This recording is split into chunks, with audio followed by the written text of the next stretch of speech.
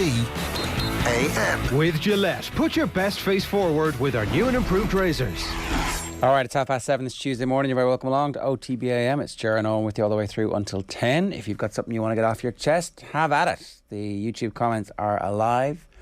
You can also get us by text. 0879 180 180 is the number. You can WhatsApp us if you want. Or, of course, there's always the old mechanisms of Twitter, for example, at Off the Ball AM. Owen, good morning to you. Morning, Ger. How are you? Yeah, good. Excited about the return of the Champions League? Yes, yeah. Yeah, it returned last week, of course, and it returns again this week. This weekly return. The weekly return, yeah. I don't know what I do from Thursday to I moved Tuesday. house last week. If you could have told me that Vladimir Putin invaded Ukraine last week, and I would believe you, Owen. That's how out of the loop I was with what was going on in the world. Yeah. How did the house move go? Well, we'll see. There's an analogy there, isn't there, about moving house? Yeah, don't do it. Don't do it. So what did happen last week?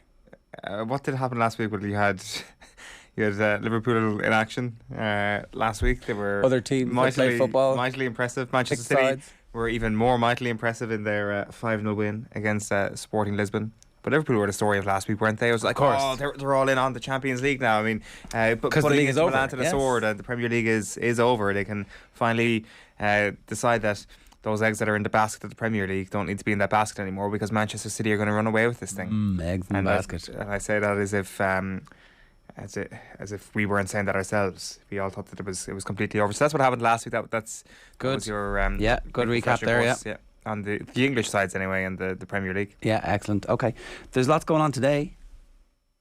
There sure is. I mean, Champions League tonight is going to be Lille against Chelsea. Is that what you mean? Is that what you're talking about? I meant like the stories and the eddying currents of the various narratives that we've been covering on this show for 4.5 years. But that's okay. You can focus specifically on Lille and Chelsea tonight. That's your lead. Okay. No, go on. Go on. Well, what are you looking at? Cian Tracey's going to join us a little bit later on. He's picked his own team. He's picked his team, and he's picked Andy Farrell's team. And there's a significant difference between the two. Andy Farrell's team has Johnny Sexton in playing because he's the captain against Italy. Really, really keen to see what Sexton can do against Italy, because I've no idea how he might perform against the weakest team in the Six Nations. He's not on Cian Tracey's team, mind you. That was interesting, I thought. Okay, so you're not having this notion whatsoever that Sexton needs to play this weekend? Clearly, I mean, I think people can get that from your tone. Why does he need to play this weekend? Tell me exactly why he needs to play this week against Italy. What are we going to learn from Sexton playing against Italy, starting against Italy, that we don't already know? Johnny Sexton good at rugby. Oof, wow, that's a shock to the system. Excellent. Whereas, we've been counting the number of matches there are until the World Cup kicks off. It's like less than 20 significant test matches, really. Mm-hmm. Maybe it's not about learning anything. Maybe it's about just winning. Taking a country of 60 million people, smashing and saying, screw you, we're better than you at this one thing. You're better than us at literally everything else. You make us feel like inferior human beings in every other walk of life. But in rugby union, we are better than you, 60 million people. Now that you're not allowed to wear shoes anymore, now that shoes got cancelled, are the Italians still better than us at everything? Yes. Are they? Not the gap is closed because shoes got cancelled. But it hasn't closed enough to the point of us breathing down their necks just yet. Do you think they know shoes got cancelled? Because it's like it was kind of their thing. Their excellent leather shoes was something that would have set them apart on a global scale. They literally did world-class shoes. Shoes, cars, pasta, and not all those three things have been cancelled yet. It's the only thing. Well, pasta cancelled. A tricky enough time there for a while. It was like the whole no carbs thing. It's like, can't be having pasta all day, every day. The footballers used to have pasta before matches, and then they'd go out and go, I'm a bit sluggish today. I wonder what that extra kilo of like slosh that's going around in my stomach, I wonder what impact that's having on my ability to reach my top speeds for 5 kilometres a match. And then that stopped. So, there's a bit of pasta that didn't survive its first encounter with the enemy. Mm-hmm. Having said that, I mean, obviously we all still love it. Yeah, I think pasta survived. So talk us through why his shoes have been cancelled. Anytime there's a photograph of anybody wearing shoes on the internet, the shoes get circled and people are like, oh, he's wearing shoes. What are those? Oh, look at that. He's got shoes on. Okay, right. I actually hadn't realised this. You haven't seen this meme? No. I actually... The fashion police are out. The alarm goes off. The siren wails. And the crowd arrives to stare and gawp at somebody who still wears shoes. Right. God, that must be a tough place to be. I can admit this morning that I am wearing shoes. People don't know that. No, you're not. People don't know that when they watch us at You're not wearing shoes. You're wearing trainers. Okay, yeah, but like they are shoes. Like no. The leather shoes got cancelled. Okay, so I didn't mean like shoes in general. I thought you meant like everybody. Bare feet. Yeah. But I mean, you said shoes. You had it again last night, Owen. Is this what we're getting to? Was it a good gig? You said shoes. Yeah, I did say shoes. Shoes. Yes, shoes. Not trainers. No, shoes are encapsulate everything. No, they yes, don't. they do. And then there are obviously shoes, and then there are runners and trainers or sneakers, whatever lingo shoes, you want to use. Know. Yes, they are. I can't believe I have to teach you this. Shoes are You're things, teaching me these things normally. Shoes are things that go on your feet. Okay. Full stop. Except for sandals, you wouldn't really call them shoes. OTB AM is brought to you by Gillette. Good morning. Start with Gillette, your best face forward with their new and improved razors. Are we done with the Italian shoes? You were the one who brought it up. Well, I mean, are you done with cancelling shoes? I didn't cancel them. I think that if I was Italian, I'd be lobbying to get them to make a comeback because they're so good at them. Yeah. We don't even. This is a bad week. We don't even need to dump on our opponents. There's no reason to. It's like, come on, let's just have fun. I would prefer if the game was in Rome every year. Like we could give them home advantage every year. That would be nice. Actually, it would be. Is that how you fix the Six Nations? Just have the tournament. Everybody in Rome. goes to Rome. Yeah. Yeah, that could be one for way 10 years, right? To even things up. That could certainly be an idea. It does feel that your heart isn't in it as much as your heart was in slagging off Croque Monsieur's 2 weeks ago at this point. Well, so I think that probably tells the Italian people all they need to know about their expectations for this weekend. Croque Monsieur is not as good as we established as the Grilla Toasties. Yeah, they're certainly. Is there free pass that we can get in here before we move on to actual sports news? What's the fancy one? Quickly, can we? Sprezzatura? What? There's an Italian restaurant around here called Sprezzatura, and if they're listening, they've got very good pasta. All right, okay. I was actually thinking of the brand that we'd cook ourselves because we can do that as opposed to. But that's all right. Whatever. Sexton to start. You want him to start? You're a fully signed up member of It's Sexton or Bust for Ireland. Not at all. Come the World Cup. Not at all. Because he was so good at the last World Cup. I'm being completely devil's advocate when I'm asking you why. To explain yourself and your Sexton take. I think Sexton's actually proven this season that he doesn't even need to be bedded in a little bit. I mean, he came back for Leinster and played pretty well immediately after being out for a while. So if he were to be chosen for the England game, I don't think he necessarily needs the Italy game for it. That it is worth trying things out. Like it depends kind of what else he wants to do with the team, right? Because like if you're looking at other elements of it, like I think Robbie Henshaw's probably going to get in this weekend just because he maybe needs games in a way that Sexton doesn't. Like when you look at someone like Dan Sheehan, who's now, I guess, hooker number 1 in Andy Farrell's depth chart, you probably want to accompany him with 2 first choice props. So it's not necessarily you take a risk in every position. Not take a risk. It's not that you necessarily play your second string player in every position. I don't think I'd be playing Dyke Furlong. Certainly I wouldn't start him. If there's a 20 minutes at the end of the bench of the game, fine. But this is the bit where you just need to get clever with your resources. No? Like we're going to win by 20 to 45 points. Yeah, and also if we play really badly, we'll only win by 20 points. But here's the thing as well: Dan Sheehan's also really good, and so why does he need? Maybe he doesn't necessarily. Why does he need Furlong beside him?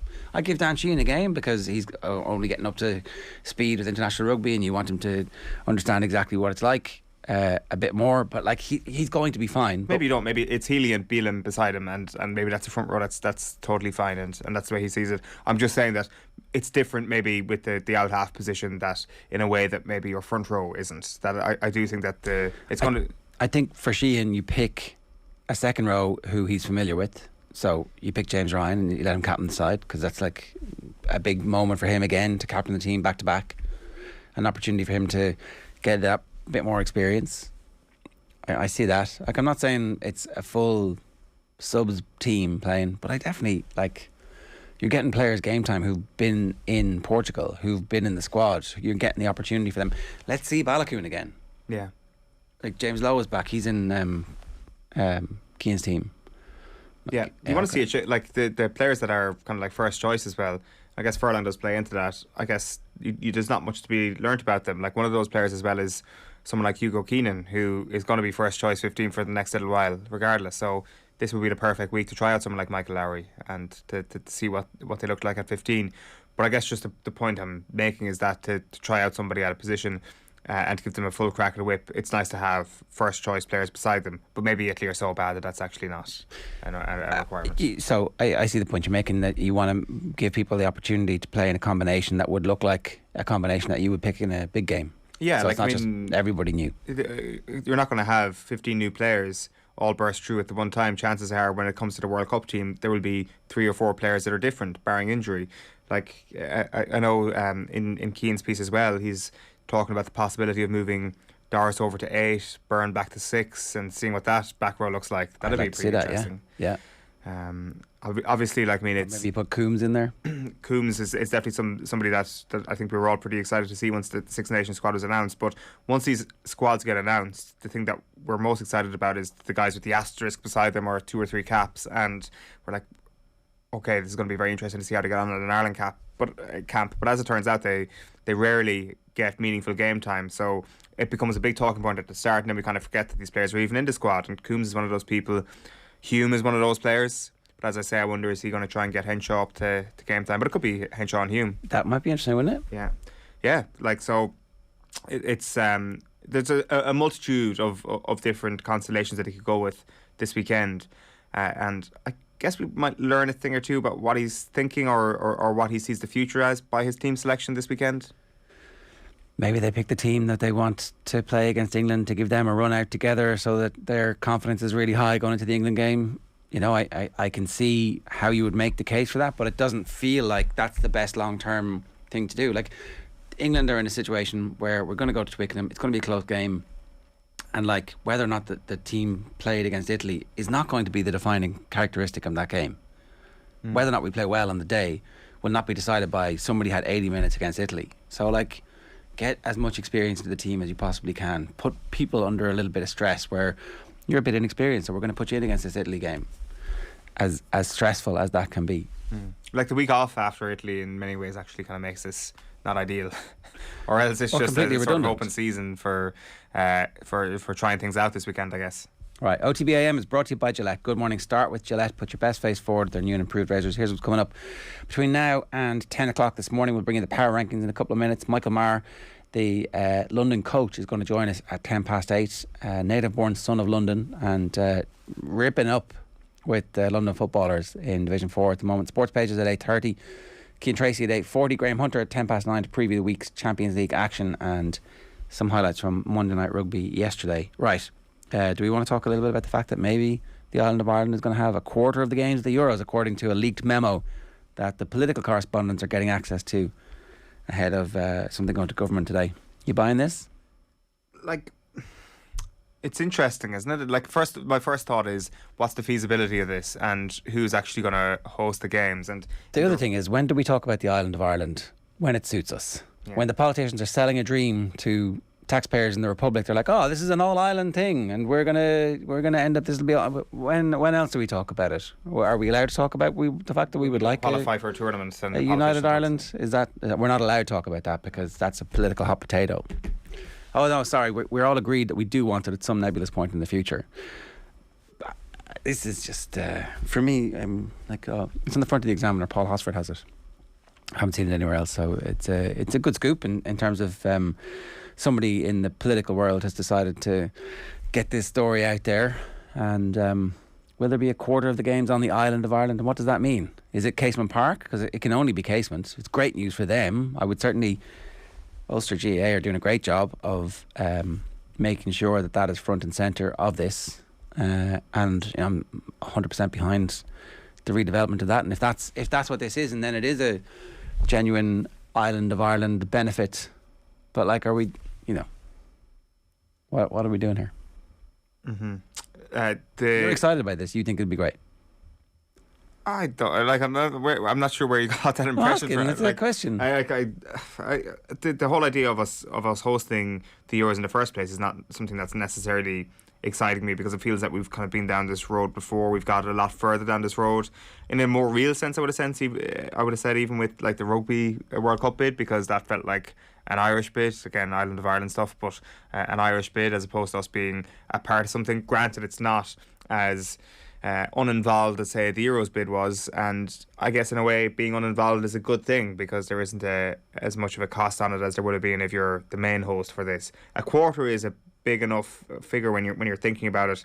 Like if it was to be the regular 2014 tournament, I think that's 51 matches, so that's 12 games on the island of Ireland's, according to this memo. So they're reporting that the Aviva and Croke Park are penciled in for the bid, but no decision has been made yet on whether Parc Cuivre or any other stadium outside the capital would be used. So I guess if you had the Aviva, Parc Cuivre and Casement, or you throw Croke Park into that mix as well, and then you've got 4 games in each of those stadiums. That seems like a reasonable enough ambition, doesn't it? 3 games in each of those stadiums, or 4? 4. So that'd be 16 games. No, sorry, 3 out of that 4 would be okay, used. Sorry. Does Parc Cuivre have to go through the feasibility study of, what, the access to the stadium, transport? I was going to say, you presume they'd pass all that stuff, and then you mentioned the access to the stadiums. Like, I'm not sure, in the parking. So I can't quite recall. You can put buses on. Say this is the only access area. No one's allowed to drive past this point. Buses only, right? And like it's pretty well connected as a city, I guess, and it's got its own airport and all that, so it's fine. Like I guess it was smaller towns that let the Rugby World Cup bid down in the past. My natural assumption was that this would be a smaller number than a quarter of the games, but it seems that we really are sitting at the table. Well, we'll see. Yeah. That's what the dream is being sold to the government, and then ultimately it comes back as like, you got 6 games, lads. Like, but then we were told 12. We gave you all this money for 12. Like, yeah, but you got 6. That's how this works, right? Oh, we're getting 12 games. Let's wait and see. Everybody's getting excited. They're like, oh, everybody in Cork is like, yeah, we got 3 games, 4 games. Sorry, you got no games. Yeah, and how many of those games would be good games as well? All the games are at Wembley. There's like 15 games at Wembley, because they've got to pay off the $1 billion that they spent on building that. The only way to wrestle a game from Wembley is just to prove that Cork people can put a firecracker up their arse as well, and then they'll be like, yes, you're all yours. That's what the football authority's like. If you'd like to send us a video of a firecracker up your arse this morning, we will forward it on to the government. It's part of the PowerPoint. It's 7:47. John says, I don't think Joey Carberry will learn much playing with a second string team against Italy, but Jack Carty definitely would. Maybe it's an opportunity for Carty. Maybe Carty starts and Carberry's on the bench, or maybe Sexton starts and Carty's on the bench. Carberry at 15, says Mark. Might be interested in seeing that. That's fair enough. Most of the team does not need to play this week, says MCO. Most of the team doesn't need to play this week. That's the stage where we've got to, where there is no jeopardy involved in playing Italy in the Six Nations, because they're so bad at this point, and that's why you kind of feel like it's a waste of time playing Sexton in this game. It just doesn't feel like we're going to get anything from it. So at least you get a ticket if it was in Rome every year, says MOC. I think people have been finding it relatively okay to get tickets for the home Italy game. Yeah, I haven't tried, to be honest. I think it's the one that probably most people would have ease getting tickets for. Like it'll be the game in the game against Scotland potentially, which could be hard if Ireland go to Twickenham and end up getting a win. There could be a championship on the line on that final day. Certainly the atmosphere would be good. Scotland, known party poopers when it comes to us winning something on the final day in the past. They ruined our goodbye to Croke Park, of course. One last thing. There's a potential for the GAA to rebrand post-merger. What do you think of this? Yeah, like it's so. First of all, like what the point of the rebrand is what exactly? Well, a new organisation will be born from the merger. Mm-hmm. It won't just be the GAA as it stands. It'll be the GAA, the LGFA and the Camogie Association. Yeah. So what do you call that organisation afterwards? Like, I guess without rebranding, what you're saying is that people are coming in under the GAA umbrella, as opposed to this being kind of like a mutual meeting halfway. And I guess there is still quite, like, there's a nature to looking at the GAA as a relatively archaic organisation that have the LGFA and the Camogie Association sitting on the outside looking in. And does that automatically change once they come in? Does it feel like this is very much a GAA controlled thing, or cannot? Like, on one part of me is thinking that people automatically associate Camogie and women's football with GAA anyway, and people call the GAA like Gaelic Games, the GAA, and it is just kind of, it is a very strong brand if you want to refer to it as a brand. The whole GAA, it is pretty inseparable from the sport. It's even stronger than, say, UFC and MMA, for example. So I do think there's a strength to that current brand, but I can completely understand why that would want to change, because it is a new organisation. How long would this take? How many years over which we would see a rebrand? How long would that be to be feasible for? Would be a couple of questions that I would have. But it's going to be a new organisation when this does eventually happen. So maybe that needs to come under a new name as well. So you're in favour of it? Yeah, I can absolutely see the reasons for it, yeah. All right. If anybody out there has a view, 0879 180 180 is the WhatsApp number. You can leave a comment in the YouTube stream. It is 7:50 though. It's time for us to get to the erroneous power rankings. Some of these critics, these pundits, I absolutely adore them lads. I have unbelievable time for them, but they're a great bunch, but it's not acceptable. They like to play the hard man when they're on it. It's not very pleasant when you're trying to manage a team. All you're looking for is a bit of civility and a bit of decency, but they just dismiss you like you know, you have nothing to do with the bloody occasion. Right. Feeling pressure? Not really. There wasn't that many games the weekend. A lot of them got called off, so it makes things a little bit easier than they usually would be to move things around. We'll start with team number 32 and move all the way up to the top. Waterford are down to the bottom place, dropping a couple of spots. They lost to Carlow at the weekend. Carlow got off bottom spot by beating them.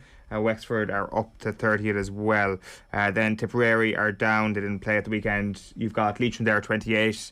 Kind of the wind taken out of their sails a little bit at the weekend against London. They were 7 points to 1-1 up at half time and ended up losing that game to London. And then Wicklow ended up getting beaten by Antrim, so they're down. But London, one of the great stories of the league so far, their win against Leitrim brings them up to 26th. That 2-point win. They won by 1 point against Carlow, 1 point against Waterford, 2 points against Leitrim. They've been grinding these games out. And are they the greatest comeback team of all time? Yeah, well, possibly. Haven't they been massively down in all their games? I think so, yeah. Certainly were against Carlow and against Leitrim. The Connacht's Airdome was in use for the coaching conference the weekend, so they were playing on the field beside the Airdome, I think, which... but the surface obviously is excellent, and that's why it was moved there to that centre of excellence. So London, yeah, they're suddenly, you'd have to say, in the conversation for promotion, because Leitrim were in the conversation for promotion. So they've beaten them, and they are now subsequently there. Like I do think Tipperary will probably get better, and Cavan are the strongest team in the division, and they also have to play Sligo. So there's 3 very difficult games for them still to come in this. But are Tip not in free fall? They are, but I do think that there is a floor to how far they can fall, and I think it'll see them win a couple of games, but we'll see. Maybe not. Leitrim was probably London's toughest opponent on paper so far, and they ended up beating them. So things are looking excellent for them at the moment. Fermanagh, their game against Laois was postponed. They're still at 25. Sligo didn't play either. They were due to play Cavan. Longford are down because a couple of teams have moved up. Antrim, another team who are down, and I'll tell you why, because this little midsection here, this second page, is just a complete mishmash of results, but I think I'll put some clarity on it. So Antrim are in at 22nd. They have beaten Wicklow at the weekend, and they've also gone down. Now, come on. I'll tell you why. So they lost to Limerick, but Limerick also lost at the weekend, so I wanted to keep Limerick ahead of Antrim, but then I wanted Limerick to be below the team that beat them, which was Louth. And obviously Louth had a poor enough start to the season, losing to Laois, but they've come back well since then. That draw against Longford, beating Limerick by 2 points, 7 unanswered points in the last 15 minutes to win this game. They're finishing games really strongly at the moment. And then Laois, I think Laois are better than all those teams, so they're in at 19. Their game against Fermanagh was postponed. Their defeat so far was to Westmeath. They beat Louth by 5 points. So I think, yes, there is a lot of moving around in those teams from 23 to 19, but I think that's the correct order. 18 then is Offaly, who are down 1. Their game against Galway was postponed. Cork then in at 17, still falling. They kind of seem to lose the fight in the second half of their match against Derry. You've got Keith Riggin constantly positive. He is confident that things will turn around for Cork over the next little while. He's confident in the young players that they have. I get the sense from his comments, though, that he's not necessarily talking about this year, that it's over the next couple of seasons that he's expecting a Cork comeback. They play Galway next. that's going to be a very, very tough fixture for them. Galway are flying at the moment in that division, even though they didn't play at the weekend. So it's a defeat, a draw, and a defeat for Cork so far in Division 2. So they're definitely in the bottom tier of that division and could get relegated. Cavan stay put at number 16. They didn't play at the weekend. They were due to play Sligo. Down I've moved up because of, I guess, some of the magnitude of their defeats in contrast with some of their counterparts in Division 2. For example, Cork, they took less of a hammering against Derry than Cork did. They lost by 6 points to Galway, which I think for a team in the lower reaches of Division 2 is actually going to be smaller than some of the teams around them. And they could have beaten Meath at the weekend. They hit the crossbar in the last second with a fisted effort. They didn't score in the second half though, but that being said, Meath only scored 3 points. If there was a three-way triangular tournament between Down, Meath and Cork, it'd be like 5 draws. Every chance, yeah. And if you threw Cavan in there to make it a 4-team, Cavan are quite an unknown quantity at the moment because they're playing weaker teams. Yeah. But their wins so far have been by 4 points and by 6 points. You're not hammering teams in Division 4. But then again, why would you? Maybe they just feel at the start of the season. The weather that, conditions are so bad that it's hard to. It is hard to judge things on magnitude, but we sure as hell will try our best here to try and read into them a lot. That Meath down second half, I wonder, is that an early contender for worst half of football of the season? As I said, it was 3 points scored in that second half. They were all scored by Meath. They were all scored from frees. Down didn't manage a single score in that half. Meath, I'd say, were pretty happy at half time. That was the video that's doing the rounds of the sideline where it's an attempted score to the far post that ends up basically going out for sideline, or just maybe it was wide. Yeah, the conditions were wholly to blame for this. But Meath, I'd say at half time were right, we got a massive wind, 3 points down, we can do this, and they didn't end up getting the job done. They play Offaly on Saturday. There's a lot of those games now in Division 2 this weekend that are huge, and we're reaching that point of the season where teams are going to be playing to stay in Sam Maguire this summer. So Meath stay put at number 14. It feels that they could fall further from there. Westmeath stay put at 13. Their game against Longford was postponed, and then Clare got another draw. Clare, they have been knocking on the door to get into Division 1 over the last little while, and it feels that this is a relatively similar story this year, where it's hard to be overly critical of them, but they could have beaten Cork and they drew with them. Maybe the same couldn't be said of Roscommon. Roscommon ahead of them in the power rankings, so maybe to get a draw against them was a good result, and it was Team 12 against Team 11, and the result was a draw. So the most flawless power rankings of all time have done it again. And one of the biggest winners from that game was the surface in Dr. Hyde Park, getting a lot of credit for the way it held up in the conditions. So yeah, Roscommon Clare, a draw, Roscommon at 11. At number 10 then is Kildare. Would have been a bit of a problem for me had they actually beaten Tyrone at the weekend, but if my granny had balls. Hey, should be my granddad. It's the most overused phrase in the show at the moment, isn't it? It's like it's real meme. So I just said I'd get that in there. So, but no, unfortunately they didn't beat Tyrone. They lost by a point. Derry are in at number 9. They beat Cork by 9 points. Ray's been in touch to say Derry are actually going to go from Division 1 to Division 4 and then back to Division 1 in 8 years. Yeah. It's some story. I remember when the league games, they were like at this time of the year where they were like, oh, Derry could be contenders here, and then collapse. The air comes out of the balloon, bouncing down to Division 4 and straight back up. It is mad. I think it was it 2014? I think it was the year they got to the league final, and there it was just. Was there really good centre forward, Mark? Yes, kicking big points with his left foot. Oh my god, he was class. Yeah. I've a very strong image of him in the wintertime, the conditions being absolutely crazy, and him just being able to glide through, and you're like, he could do this all year, and then the team just fell apart. Mark Lynch, that's it. They do obviously have Shane McGuigan at the moment, who's looking back to his best. Kicked 8 points at the weekend. They look fit is the thing. That Benny Herring goal that was scored, it was like this blistering counter-attack against Cork. Cork should have scored a goal at the other end, but Derry just hit them on the counter-attack. And again, maybe there's this, just everything has to be put into the context of the conditions. Maybe there was this kind of like gust at their backs that just made them look ferocious and like almost I think Liverpool-esque in their counter-attacking. They've been coming for 2 years though. Yeah, they're flying, like, conditioning-wise, and they probably know that they have to peak early as well if they want to survive in Ulster. And they have a style of play, they have patterns, everybody understands what they're doing. They've got the piece with Slough-Neil that they made a couple of years ago was really important to them. They've got leaders throughout the team. I'm really impressed with Derry. I think that they could go very, very close this year. Yeah. They're one of the teams who you were talking about, who at night is lying there going, geez, we can do it this year. I think so. Like, I mean, you'd expect Kerry to beat them. Kerry would be 4 to 5 point favourites in an All-Ireland quarter final if that match was played in 4 weeks' time. But the fact that if Derry were to get there, they'd have had to come through a lot, right? Yeah.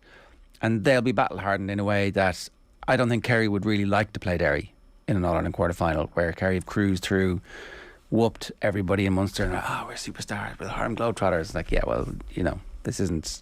You're not in Harlem anymore, Toto. Yeah, no, I'd agree with that. And, like, I mean, you should be saying the same things about the teams below them, like Kildare and Roscommon, but is there something about this Derry team just feeling fresh and new? And I know that there is a new element definitely to Kildare this year as well, but that Derry come in without baggage. I know that there was a tough way to lose to Donegal last year, but it's like just been a constant rise, and it's like, let's see how far this thing can go. I think there's a genuine thing about growing up in Ulster football.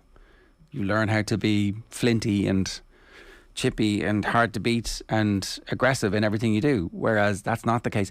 Roscommon and Kildare have loads of lovely footballers. They're great on the ball, they're really fast and they're skillful. But if you were to just put the two squads up against each other, not knowing anything, and go, who's going to win in an MMA fight? Who are you going to pick? Is that that would have been an interesting question, Kildare against Roscommon in that scenario. No, Derry against a triangular tournament. Who's going to win? Derry beat them easily, but they do on football as well.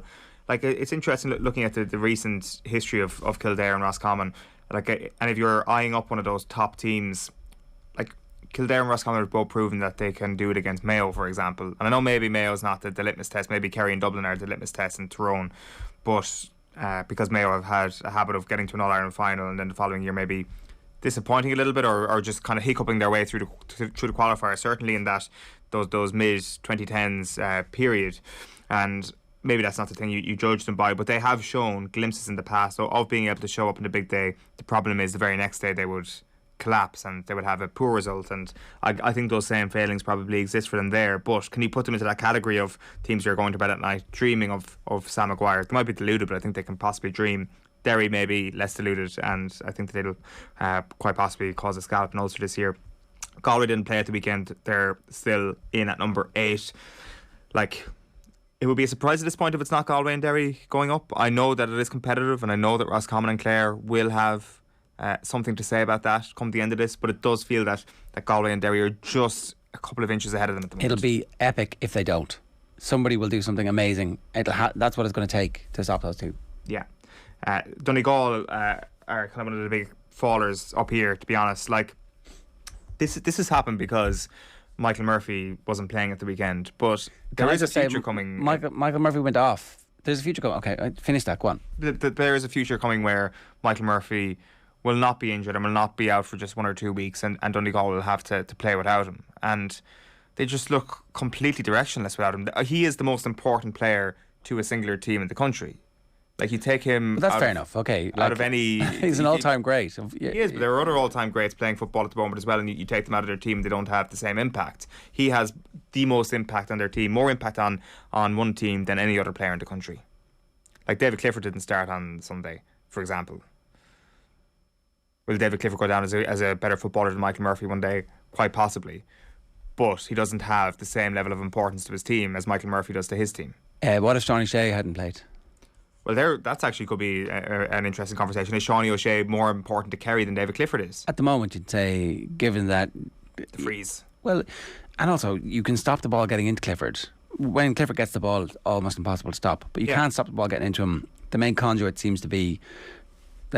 A lot of it's going through Shawnee O'Shea at the moment. So maybe I take your point. You would have to say that you would expect the strength and depth in Kerry to be significantly better than that in Donegal, given the throughput of talent. So I think that, like, that's a reason for it, for sure. But Michael Murphy went off after about 25 minutes against Kildare, and they still won that game. Still won the game, yeah. So I think you're overreacting to a bad performance against Kerry because you were there. and you're like, this team are crap. And also you're not giving Kerry Kerry made progress through the league. I think that a lot of teams. You're calling this a dishonest dropping of Donegal. I think that you're overreacting madly to like recency bias. That come the Ulster Championship, Donegal are going to be within a kick of whatever team beat them, and I think they will get beaten. But I think that Monaghan could beat them by a kick, Tyrone could beat them by a kick, but that's it. And maybe that's where they are. And Monaghan and Tyrone could beat Derry by a kick, and Derry are down in 9th, and the same goes for Galway at the end of it. But you've always said who would win if the game was played in the morning, and if the game was played in the morning, Michael Murphy wouldn't be there for Donegal, and so they're 6th. They're 7th. 7th. Okay, we're going to have to come back to this a little bit later on because you've put Dublin in green. That's because Donegal dropped. So somebody has to fill the void. Moved Dublin up. Yeah, well, I moved Donegal down. We'll come back to this a little bit later. If anybody out there thinks it's absolutely ridiculous that Owen is promoting Dublin after what happened at the weekend in Croke Park when they were taken apart by Mayo in Croke Park in the league for the first time in since the year dot, then fair enough to you. That's this week's Power Rankings. I absolutely adore them lads. I have unbelievable time for them, but they're a great bunch, but it's not acceptable. Right, it's 8:06 this morning. If you want to get in touch with us, we'd love to hear from you. 0879 180 180 is the WhatsApp number. OTB AM is brought to you by Gillette. Good mornings. Start with Gillette, put your best face forward with their new and improved razors. Now, we wanted to turn our attention to one of the best stories in the league season so far, and that is the success of the London Gaelic footballers. And I'm delighted to say their coach, Michael Maher, is with us this morning. Michael, good morning to you. How are you getting on? Morning, lads. How you doing? Yeah, we're pretty good. I guess not as excited about life as you are at the moment. We were just saying you've built a team that believes in itself to the point where they're pulling off these remarkable comeback victories in the league. There's something special brewing.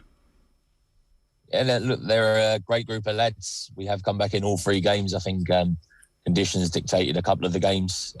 We were behind in them, but there's just a real good group. There's a no excuses culture amongst the group, and We've got a deep squad, something that I don't think we've had before in London. So there's massive belief there, and we're delighted with the 3 results. But look, we're very much aware that we face bigger battles ahead, and this weekend will be no different. The backstory is really interesting. I think you got the gig just before COVID, or certainly you didn't get the opportunity to play too many games before COVID hit. Is that fair? Yeah, we got 5 games under our belt in 2020. It being kind of an interrupted pre-season, and then obviously the COVID hit. So yeah, it's been very much starting from scratch, and we've got a fairly new panel put together, all told, with numbers. So look, it's been tough, but it's been a good reset as well. And lads that have been on the road with London a long time, I think it kind of made them appreciate and reevaluate how fortunate they are to be playing inter-county football. And I think that's kind of shown in the re-energised atmosphere amongst the group. So was it easy enough to pull the squad together after COVID? Is that what your experience was, that you were kind of pushing an open door with most of the people who you were asking to join? Yeah, absolutely. Look, there was a massive hunger there. The lads we spoke to were really enthusiastic about the whole thing, and that the chance to play football at the highest level was something that really did appeal to a lot of them. So look, I guess naturally, like any inter-county scene, there were a few lads that we'd love to have in, but just couldn't make it work with other commitments. But for the huge majority, the lads we asked to come in, they came in, and look, we're reaping the rewards now. The identity of London GAA, Michael, is really interesting. From the outside looking in, it seems that the best way for the team to succeed is when there is that strong culture of players who are living temporarily in London, but it needs to be underpinned by a base of players who are natives as well. And I guess being the first native-born manager of this team, that really taps into that identity and really, I guess, pushes that along nicely. Definitely. Look, I think the day of an all-Irish-born team representing London is gone. I don't think there'll ever be a day when it's all London-born players either. I think we're kind of trying to get the perfect balance. But like you say, like the homegrown lads will always be there, and I guess the whole COVID situation kind of did underpin that. But we were lucky. A lot of the lads that were on the panel before, they were still in London.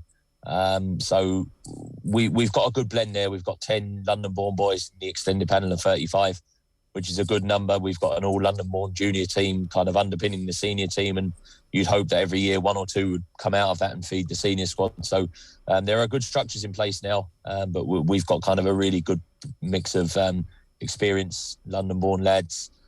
We've got a number of experienced London-born lads in there as well, and lads that are kind of new over from Ireland that are maybe passing through London, and they're able to add something to the group whilst they're here. Because I think in 2013, that famous summer when London go on the run, there was only one English-born player in the squad. I think Philip Butler was the only one that year. That number has increased, and obviously you're at the helm now. So what's changed in the last decade or so? The underage structures are getting stronger and stronger, and there's kind of more games and a better pathway for kids now. Definitely from the age of 14 upwards, there used to be a lack of games. I think that's improving, and it's something that the board are still kind of really, really focusing their efforts on to make sure that kids stay in the game from 14 onwards. There's also, look, I mentioned the London-born junior squad. That's a new initiative that came in the last 18 months. That will further strengthen the whole thing. But I just think managers, Paul Coggins obviously was there in 13 when they got to the Connacht final. Liam Gavigan had been on the London panel previous to that. A couple of lads, Sean Hickey, who's still on the London panel, had been on it previous to that. So like the door had been opened a few years before that, I'd say, to London-born lads. Kieran Dealey came after him and gave lads an opportunity. But look, we're not bringing lads in for the sake of bringing lads in. We're bringing the best players in the county in, and the 10 lads that are in there are well worthy of their place in that extended group at the moment. How many clubs do you actually have a pick from? There's 8 teams in the senior division, 8 in intermediate and 9 in junior. So some of those are double ups, like Tyrconnell Gales and St Kiernan's, for instance. They've got a senior team and a junior team. So there's the guts of kind of 22, 23, 24 clubs that we have to pick from.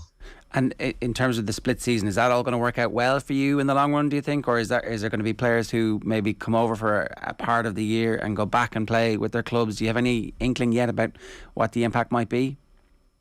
Well, to play for London, you have to have played with a club in London in the previous year's championship or a championship game. So the lads would have had to shown some level of commitment to be able to play for London in the first place.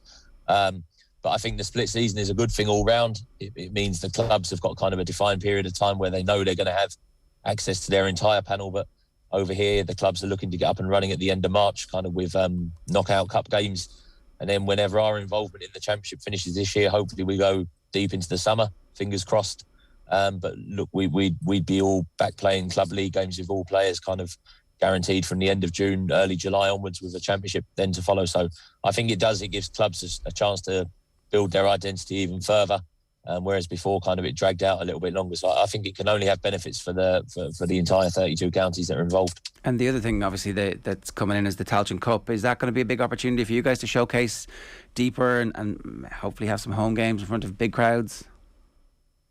Definitely. The thing is, whatever performance you may have put up in the Connacht Championship previously, kind of you're at the lap of the gods as to who you're going to face in the qualifiers. So I think Tyrone are playing for Maher in the first round of Ulster this year, and had Tyrone suffered a disaster and lost to Fermanagh, and we lost to Leitrim. You could end up playing Tyrone away in the first round of the qualifier and face kind of a mammoth task. Whereas, look, no matter what happens in the Connacht Championship for us, win, lose or draw in those first couple of games, if we end up in the Tailteann Cup, kind of at least you've got kind of a winnable opportunity against the Division 3 or 4 team coming up. And I think that just makes it easier to keep the group motivated and kind of press things forward. Whereas before, kind of it was a toss of a coin as to who you may face. So I think it's a wonderful thing. Hopefully the Green proposal gets through at Congress as well and will give you even more games in the Championship. But I do think the Tailteann Cup for a county like ourselves will have massive benefits. Michael, what was your own journey to end? How did you end up coaching at inter-county level with London? I was in soccer for a long time, and then once the soccer opportunity finished with Red Hill, my club Round Towers were looking for a manager, and kind of it fell at the right time. So I got involved with them, managing the men's and ladies teams there. We had kind of good success. We improved things along the way. Kieran Dealey contacted me in 2018 for the 19 season and gave me a chance to come in as the coach, which was a wonderful learning opportunity, a great time. We had a relatively stable year. We ran Galway very close in the Connacht Championship. And then the chance came up to go for the manager's job, and look, it was something that I certainly didn't want to turn down. I was delighted to get the opportunity, and haven't looked back since then. I guess it's been a tough couple of years not being involved, but look, the chance is there now, and as I said, look, we've just really focused on doing what we can do to get this group to kind of the best of their abilities, develop them as best we can, and we've got a fantastic management team, fantastic group of players, and everyone's rowing in the same direction, which is wonderful. Was Round Towers your club as a kid?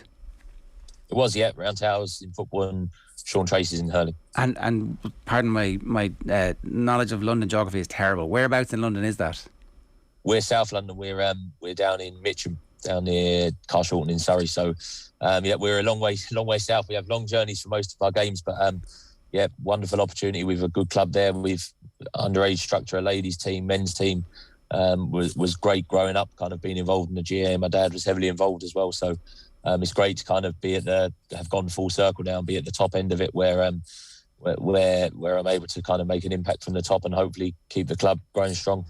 It's from the outside, it seems like a real sign of the vibrancy of the club scene, where somebody who isn't a transplant from Ireland going over to London is actually in charge. It's somebody who's come through the system their whole life and understands exactly how difficult it is to get to matches, what the other allure of the other sport is going to be, so that when you're having conversations with players, it's like you fully understand what the nuances of those conversations are, what the pull for everybody and the push for players to play is. Were you conscious of having just a deeper understanding of what the situation was than somebody who's just come over to London for 18 months, taking the gig, and is there, as everybody is in the megalopolises, for who knows how long?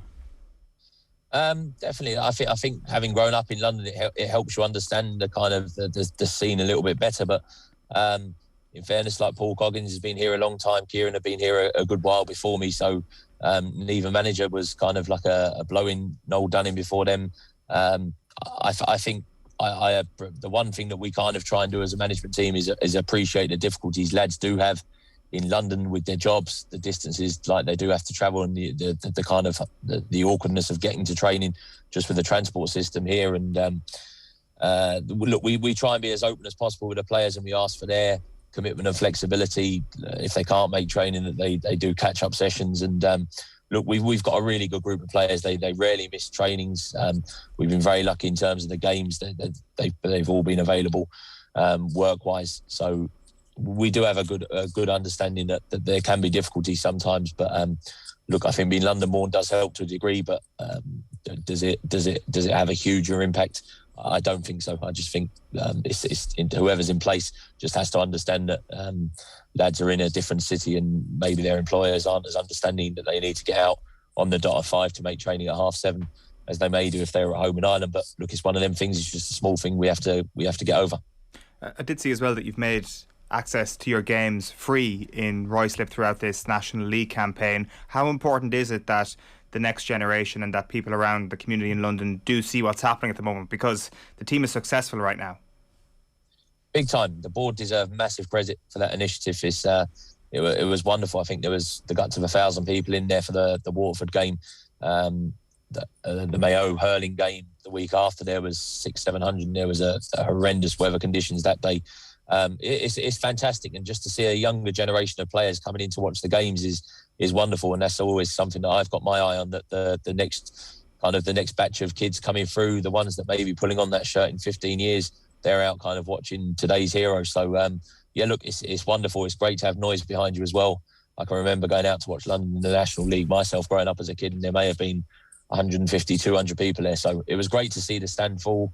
I hope kind of we get a good following this weekend against Wexford.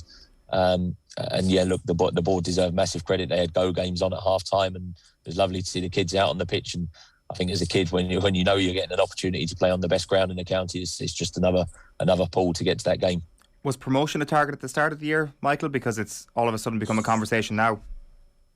Definitely not. And look, it's still not a conversation within our group. We're very much living the old cliches, just game by game. And look, we're up for a big battle this weekend. I think if we get over this weekend, we've got 8 points. Then maybe you could have one eye on a league final. But at this moment in time, we're aware we've been in some very, very tight scrapes. And if we can get over this weekend, we'd be absolutely thrilled. But there was definitely no talk of promotion, and there's still no talk of promotion in the group. Well, we wish you the very best of luck. It's a great story, Michael. Long may it continue. Thanks a million for joining us this morning. Cheers. Thanks very much, lads. Thanks for having us on. That's Michael Maher there, the manager of the London Footballers. It is a great story. It's brilliant. It's absolutely fantastic. Just to I've definitely heard a lot.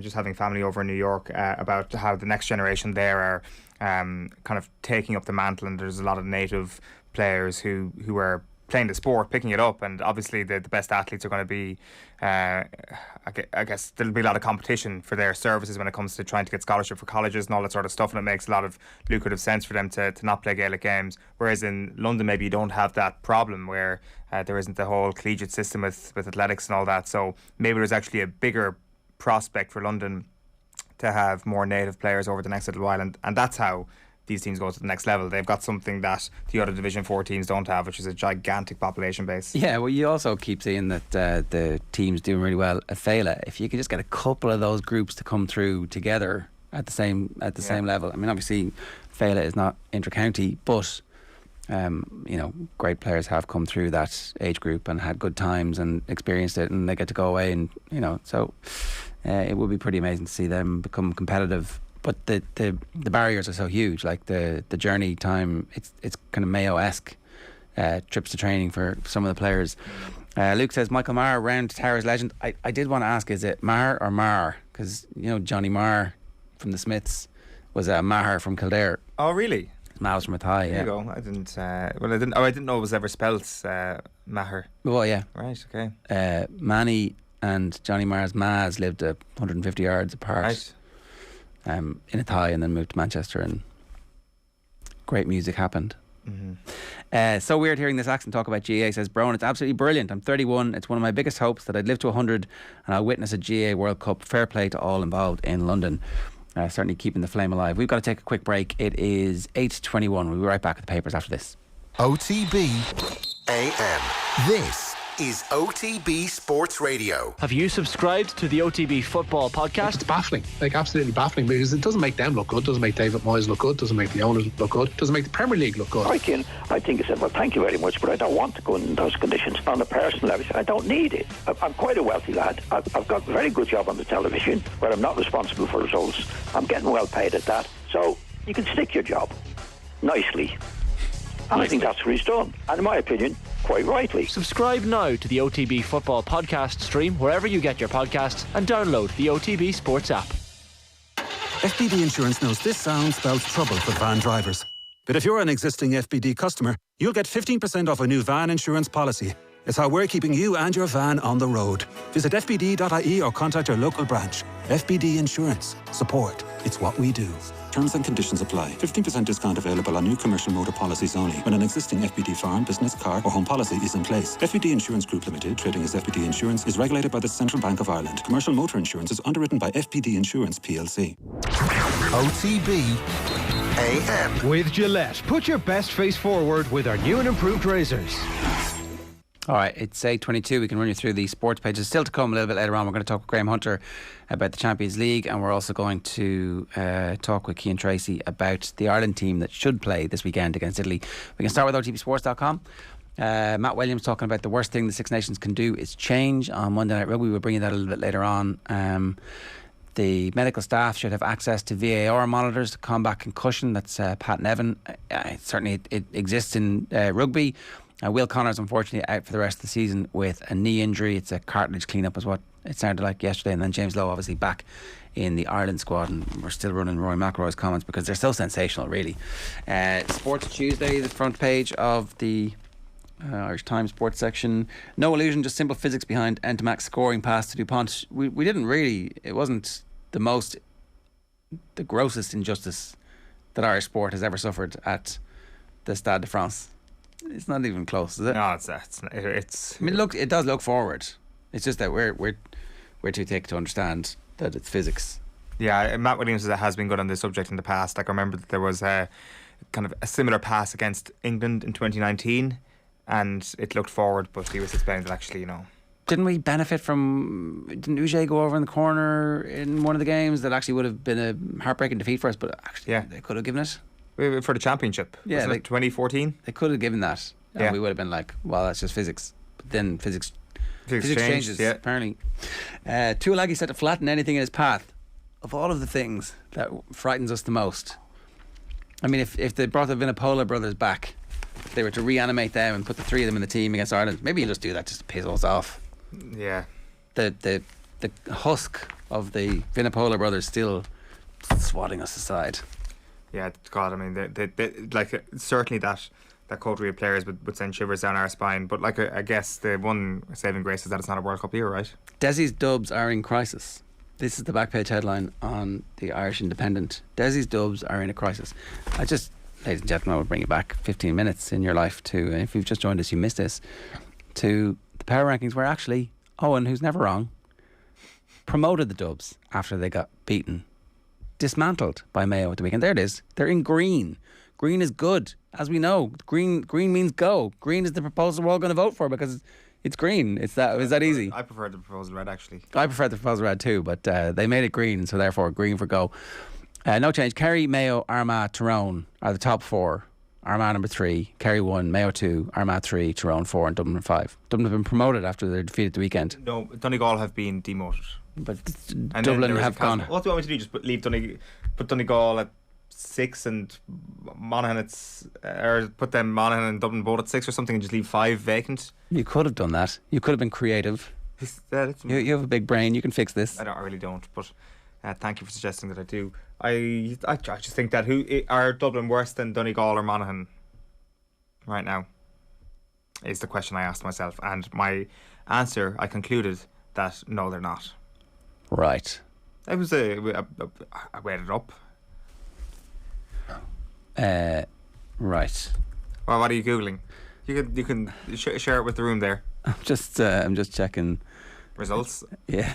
What results are you're looking at? Well, I'm just checking to see when we're going to see Monaghan versus Dublin. When are we going to see this? Oh, last game of the season. I'm just trying to fix it here. I don't know, but like I'm sure that. So we had Anthony Moyles on yesterday. He seems pretty confident that Dublin are about to go on an uptick of form. That it was their better. It was a better performance than what we saw against Armagh, against Kerry, against Mayo at the weekend. And part of me agrees with him, but part of me also says that let's just wait a little while and let's see them lose to Monaghan and to Donegal and to Kildare this weekend before we start bringing them. Are they in crisis? So do you agree with Colm Keeso that, like, I guess that we're having a discussion about the papers here, and I think that it's too early to say they're in crisis just yet because of the players that they're cycling through, and they know what they're doing with the cycle through of the players. The style of play has yet to be established, right? And that will be the main concern, is that players are doing things that doesn't seem to be part of a pattern. But is that the type of thing that the 2 or 3 victories that they'll have in the Leinster Championship will give them the confidence to go ahead? There's still a bunch of players who will come into the team who will improve the team, but we haven't seen Conor Callaghan be Footballer of the Year material for a while. It's a couple of seasons ago since he was all conquering. The thing is that the patterns of play are so strange in attack at the moment that I know we've said it a couple of times already, but it just has to improve over the next little while. The attacking game plan is so aimless. Some of the balls are kicking away just so needless to be doing that. So that just has to change over the next few weeks. It just has to. There's no way that those players have been completely deserted of their talents. And when we start to gauge whether or not they're in crisis, you have to ask, what does crisis look like for Dublin? For me, it's losing in the Leinster Championship. If Dublin end up losing the Leinster Championship, that is the mark of a crisis. So are they on... Or a quarter-final? I guess it depends who the quarter-final opponent is. But I guess you could put that in there as well. If they don't make the semi-finals, I guess you could say it is because it's a step back. But I would definitely say that if they lose to a team in Leinster, that is the mark of a team in crisis, of this team in crisis. And I still think that we have a little way to go for them to be that bad just yet. I don't think survival in the league is important to them at all, really. I actually, because again, talk about this, but I was having this conversation. Colin Boyle was on the show on Friday night, and I do see a scenario where, so their remaining league games are in Newbridge, in Omagh, Donegal at home, and Monaghan away. So 3 away. Maybe that'll suit them. Who knows, right? I can see them. I would make them favourites for the game in Newbridge. Tyrone are not playing brilliantly in the league and don't really care about it, right? I mean, let's see with the 4 players back and a win, Yeah. how better they are next week. It's possible that that's them getting into championship mode, but they don't care because they know they're All-Ireland contenders and they just need to make sure that everybody's fit for the start of the Ulster Championship. That's the only thing that matters to them. So I can see Dublin getting something from that game. Donegal at home, you're saying they're ahead of them in the power I would have rankings them favourites in that, yeah. in Croker, and then at Clonus on Sunday the 27th of March. Monaghan should move that game to Inniskeen. Is it possible that Monaghan are already thinking we're safe, we can't win this? Not a chance will Monaghan be safe. Sorry, I don't want to say that there's not a chance of anything happening. That's always the wrong thing to say. But I would expect Monaghan to still be fighting to stay up in that last week. Okay, so you think it'll be important to them, and yeah, I think so. Full team, full board to try and win that game in advance of the imminent Ulster Championship, which starts in April this year. Yeah, like I think that there is. Like, I know that James Donoghue was saying at the start of the year that Tyrone could be in relegation trouble. I think I've seen enough already for them to get themselves out of that. I think it'll be Dublin, Donegal, Monaghan, Kildare fighting it out to stay in the division at the end of it. But Dublin could easily change that with a couple of wins. All of those teams can change it with a couple of wins. But even if they go down, even if Dublin go down, having tried 50 players, right? And at least they've gained something. Well, I don't think it matters. Like, if you're Desi Farrell and you're like, oh, I stayed up in Division 1 of the league, it's amazing. It's like, no, it's not. I don't think it's... They're going to say trying to get the team to win games and get confidence is really important. But if you're telling me that they win the rest of those games and then go on and have a great season afterwards, I'm not shocked by that, because, like, they've used the league to get game time into players, to discover some players, to get everybody championship fit, to get James McCarthy championship fit, to get Conor Callaghan championship fit, to get Costello back championship fit. That's a team that's going to run anybody close. And I think that the whole point of being a good manager is trying your best to see things before they happen. And if Desi Farrell came into the season seeing that this squad was thin as hell before everybody else did, then at least that's something. And he realised that, how do I ensure that this squad, I guess, kind of irons itself out, or I get an ideal pecking order, or I find out who's actually ready for the battle and who can handle a few defeats, or I throw them straight into the fire. Maybe that's how he's approached this. There are other elements to it as well. It's not just about the quality of player that's there and the thinness of the squad. The direction of how they're playing, the wide open sea at the back. Those two areas are the most baffling. Like, the conveyor belts drying up is fair enough, that's understandable, but the lack of direction and attack and leaving themselves so open at the back has happened 3 games in a row, and I think that has people scratching their head more than anything else. Mark Dunning says relegation becomes a big deal if the championship goes badly for Dublin, and it obviously has a knock-on effect for next year. The other side about that is the knock-on effect for next year is that the team will come into the championship next year high on confidence from having slashed their way through Division 2 a la Mayo last year. Like, these Division 1 teams who have a year in Division 2, it's actually not a bad thing for them at all. And Mayo were regenerating as well last year with a few new players who got game time in Division 2, so they utilised that to their confidence building scenario, as opposed to here's a team who's scrapping it out and like coming up against the defenders from Tyrone week on week, or the quality of defenders that you come up against Tyrone and Donegal, who are, it's a difficult enough experience for a 19-year-old forward. Now, I would say, to counter that, is that Dublin should have a strong enough conveyor belt of talent to say that their kids are good enough to be tested against Division 1 teams. I would agree. And not necessarily challenge for the title, but to be staying in the division. I would agree, and I think that something happened where so if you remember, that great group of jockeys came through together at the same time. Ruby Walsh, Carberry, Barry Garrity, and a few others, and there was nothing behind them. There was nothing for ages. And I remember, like, Ruby, why is the next generation of jockeys? Well, because there's no room for them. Because we were there, we took the place, we got all the good rides, we won all the big races, and so that next generation didn't have anything to flower for them. So, post the greatest generation of Gaelic footballers that we've ever seen, there haven't been that many players coming through. 1 or 2 a year, which was all you needed to regenerate a great team. Now that all of those players are gone, you're left with the 1 or 2 a year who came through, and nothing came through at the same time as them. So let's see. McDade came through. Was he 27 when he won an All-Star for the first time? Right. Was he? Was he? I don't know. Certainly, sure. He wasn't 20 or 21. He might have been 24 or 25. Yeah. But he wasn't a kid, right? So I would expect that there will be more of those players to come through who haven't been in development squads.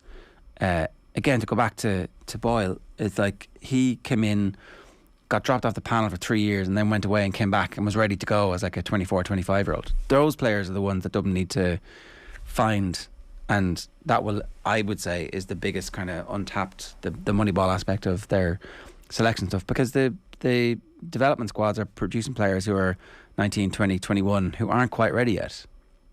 No, and like I don't think anybody's ever saying that they would be. It needs to be generational talents who kind of come through and be able to make it at this level, especially the way Gaelic games is so physical at the moment. And like even when you look at Tyrone last year, like a lot of them were players who did win an under-21 All-Ireland, and it took years for them to get to the stage of them. Look at McCurry, dropped off the panel. Yeah. So like those are the stories that we're actually seeing right now, and I think that there's a similar story with a lot of the top teams at the moment.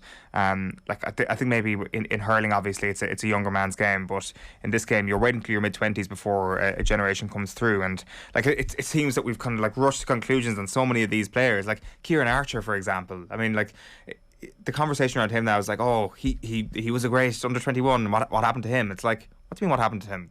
Let's be patient here for a while. Give him a couple of seasons, give him a couple of years actually getting into the conditioning program of being a senior, and maybe that underage promise will manifest itself in a player in his mid-20s who's going to be excellent for Dublin eventually. The thing with them is that they've got such a good chance of a handful of those players coming good in their mid-20s because of the situation they're in. I think listening to Moyles yesterday and listening to Billy Joe as well last night, I ain't writing the Dubs off at all. I think that it's the worst of all worlds for us fans of counties who are close to them. It's like they feel slighted. They're hiding in the long grass with all their medals. It's like that's that glint. Oh, shoot that glint. Yeah, and like the whole sniper, shoot that glint. The whole, don't let that glint turn into a snake. The whole thing has been like the motivation. Like, oh, you've got Pat Splam was saying the other night, you know, it just becomes another medal. But like, I think that motivation, I think that's a harder thing to garner at this time of year. Later in the year, when you know there's one inside. Yeah, when there's one inside, it's like they go into full magpie form, and then it's like Now look, maybe their best players have all come off a peak. Maybe Fenton is not as good now as he was 3 or 4 seasons ago. Maybe Kilkenny isn't as dominant because they're not surrounded. Like the players making the runs aren't all-time greats. It's not Bernard Brogan inside anymore.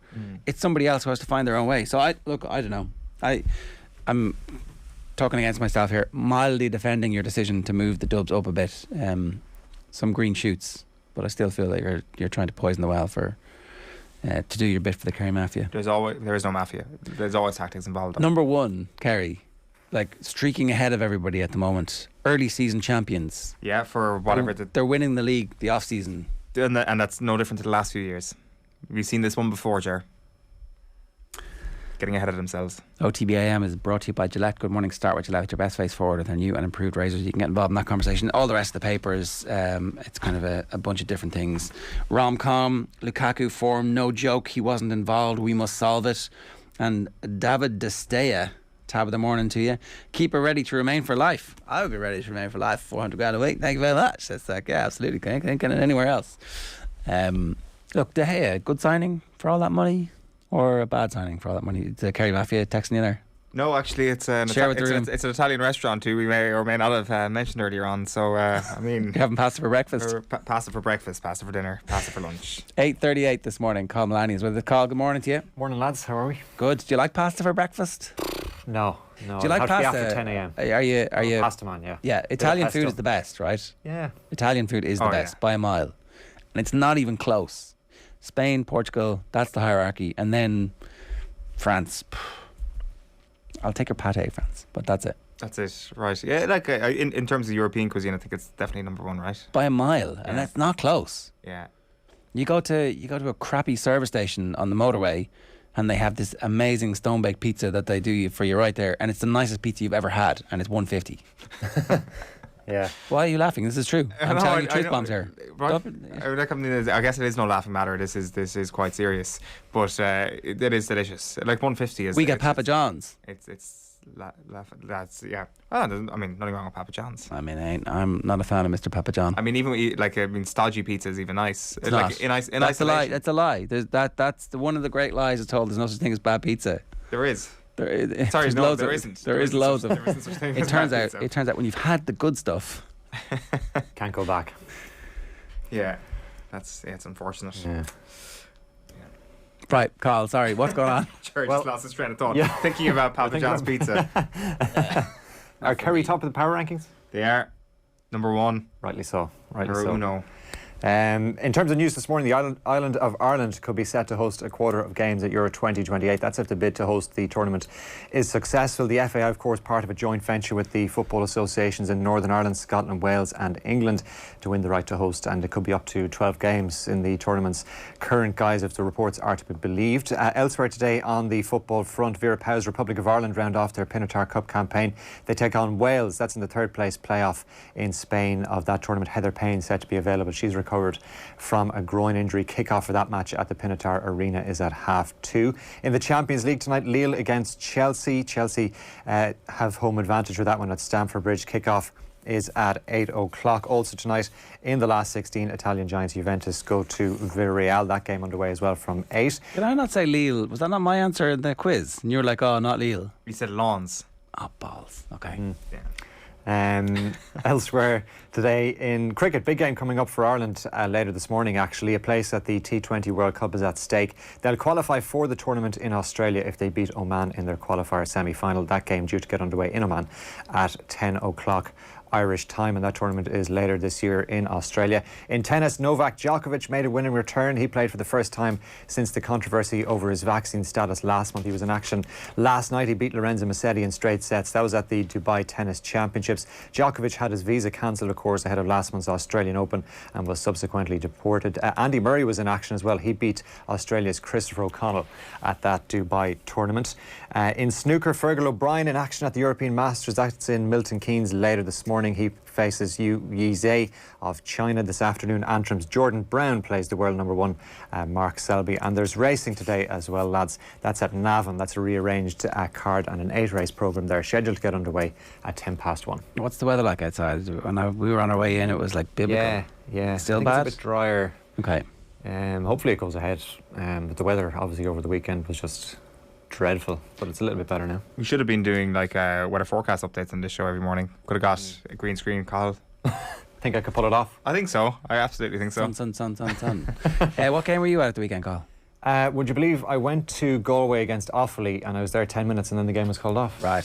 Yeah. Are you one of those people who's like relieved when it happens? No, not really. I was looking forward to it, but that game was obviously in Salthill, so I think an orange wind warning had just come into place, so they had to call it off. It was definitely the right call. There was a lot of rain and wind around, but I mean, I think a lot of the I know Sligo's match was called off. A couple of games in Division 3 were called off over the weekend. Pitches took a lot of rain, but the wind was just crazy. But I have to say, I enjoyed Kildare and Tyrone was a really good game. And I know you were chatting about the Dubs. I think Kildare might win Leinster. Yeah. Say it quietly. I think so. No, I was going to say it louder. I mean, I get a lot of stick for like playing down chances here in the show, but like, I mean, I think the same thing is happening here with Kildare. I just think that the game smarts to see out that game at the weekend is something that the team has to develop and evolve, and they will develop and evolve that, and they have the right people on the tiller at the moment. But it's, you know, there's just bits where you need to sit there in the video and go through it again and kind of feel your skin crawl a little bit and go, ah. But now's the time to be making those mistakes, isn't it, rather than definitely April and May? Definitely. Yeah, do you not think like there was a time in the first half where Tyrone could have just banged in a couple of goals and all of a sudden Tyrone would have been playing badly and they were 6 points up? I know, again, we're talking about situations that didn't actually materialise, and maybe Kildare deserve credit for kind of keeping the head in those moments. But could it not have been a bigger chasm between these teams and with the Tyrone suspensions? Possibly. But Kildare's shooting wasn't 100% either. True, that they could have had a few more scores on the board, but they're very athletic, aren't they, around the field, and there seems to be a great enthusiasm that can mean a lot. And I guess the competition. That's who we are. That's the Kildare team's identity is athletic, fast, great handling, and kicking wides, unfortunately. So if we could just get that little bit out, it'd be sensational. They're great to watch. But it helps. The games are brilliant. Yeah, they are. Yeah, and you've got two inside forwards who are genuinely excellent. That helps with the whole wide scenario. And you've got Kerwin coming back hopefully over the next little while as well. That's another option inside. That full forward line will cause problems. It's a game I want to see. Dublin against Kildare in the good weather for sure. That's what they're definitely sold out as well, isn't it? Dublin Kildare at the weekend. Yeah. despite Paddy Andrews' best efforts, it has not been moved to Croke Park. It's 8:44. Call, good stuff. Thanks a million. More from Colin Mullaney across the day on OTBSports.com. And a reminder, OTB AM is brought to you by Gillette. Good morning. Start with Gillette, but your best face forward with their new and improved razors. We're getting to rugby with Cian Tracey next. First, here's a little taste of Monday Night Rugby, where some shade was being thrown at the Aviva Stadium in terms of its atmosphere. Danny Kerr and Sam Warburton on their BBC podcast, they were asked to rank the six Nation stadiums, and here's what they've come up with. Number 6 in last place, Stadio Olimpico. So we had Warburton saying it's not city centre, stadium quite far away, and also if the games were more competitive that would help. And Danny Kerr agreed. Great trip, but the games aren't the greatest, and that does come into it. At number 5, the second worst stadium in the Six Nations, the Aviva Stadium is where we are. So Danny Kerr says Irish fans are going to hate me even more now. Sam Warburton says it's a beautiful, lovely stadium, amazing atmosphere, but it's still in its infancy as a ground. Danny Kerr says it's a 3/4 stadium. That bit at the end, I understand the planning issues, but imagine how much better it would be if it was full. I mean, I'm feeling defensive right now, but it's hard to argue with that point a little bit, isn't it? And Warburton says it is a bit funny, that bit, though he does say if Croke Park was their ground for the last 20 years, it'd be a completely different conversation. Danny Kerr says it'd probably be number 1. That's interesting. So that's a clip from Monday Night Rugby. Cian Tracey, rugby correspondent with the Irish Independent, is with us. The Aviva unfinished and not a great atmosphere seems to be what the rest of the world thinks about us. Cian, I would tend to agree with that. Yeah, I listened to the lads chat last night. I think when the Aviva is full and there's a big team in town, which is obviously not all the time, it's unbelievable. I think like the atmosphere for the All Blacks game last November was genuinely one of the best, and I think you'd say the same about the last time they played. But yeah, no, I'd agree. I think there's a huge problem. The point about that is it's November, where it's not the same ticketing as the Six Nations, which seem to be kind of block tickets that have gone to, there's just, I always find the makeup of the crowd for Six Nations game is different from November International. Yeah, do you mean by the pricing or who gets them? I mean, it seems to be easier to get tickets for November, that they're not distributed through the traditional channels. Yeah, maybe. I suppose I'm lucky that I'm not having to kind of scramble around for tickets, that I just waltz into the press box. But I've always thought there was an issue at the Aviva Stadium for like taking your seats late, like the anthems could be playing and people are still streaming in.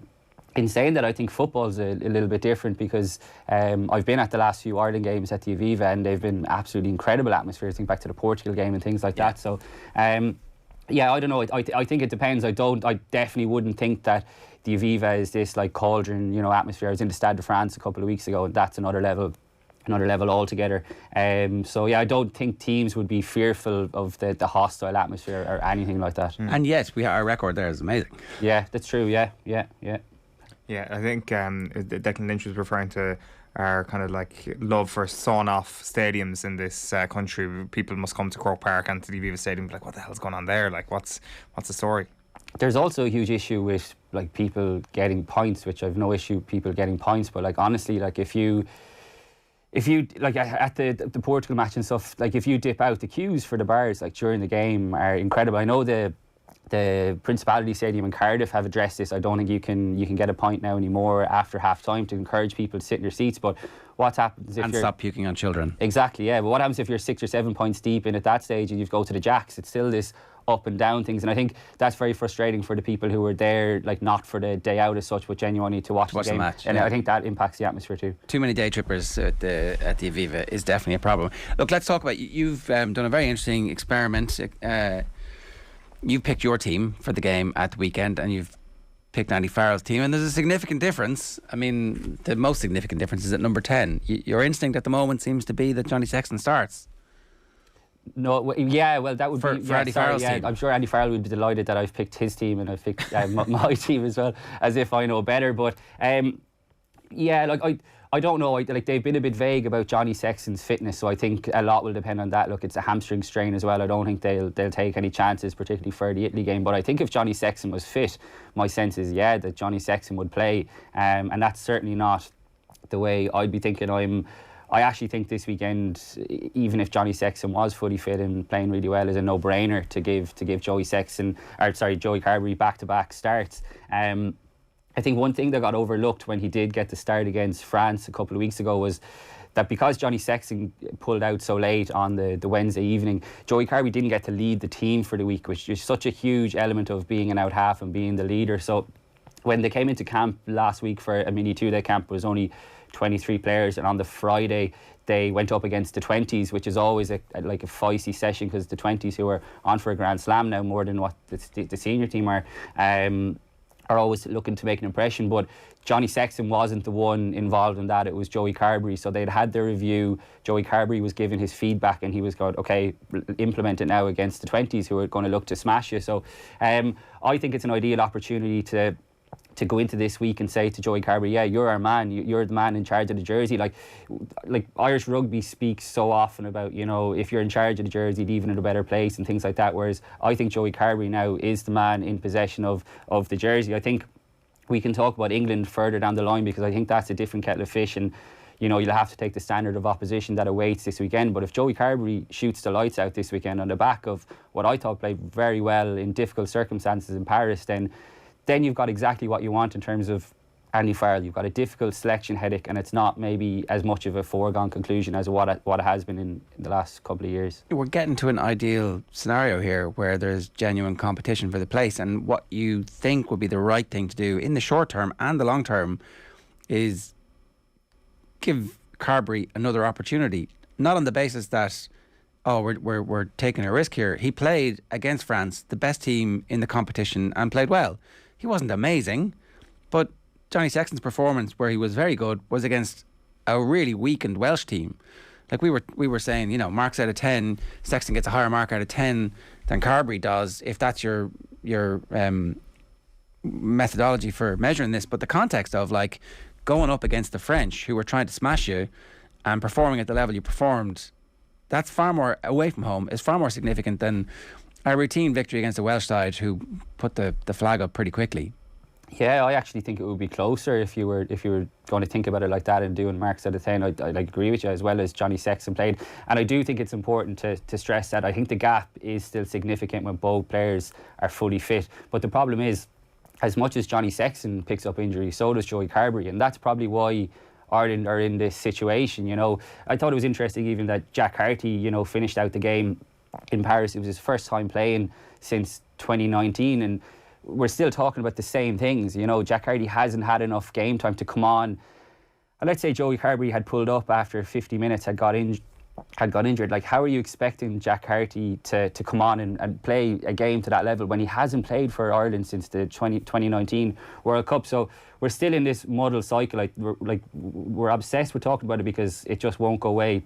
But also, we are talking about Johnny Sexton as one of the greatest players to ever have played the game, let alone one of the greatest Irish players. So anyone who comes in after that, it's a poison chalice, because you're going to be judged at certain standards. But Joey Carbery is not the same kind of out half as Johnny Sexton is. So when he comes in, I think there has to be not alterations to the game plan, but they're different in how they lead, they're different in how they approach.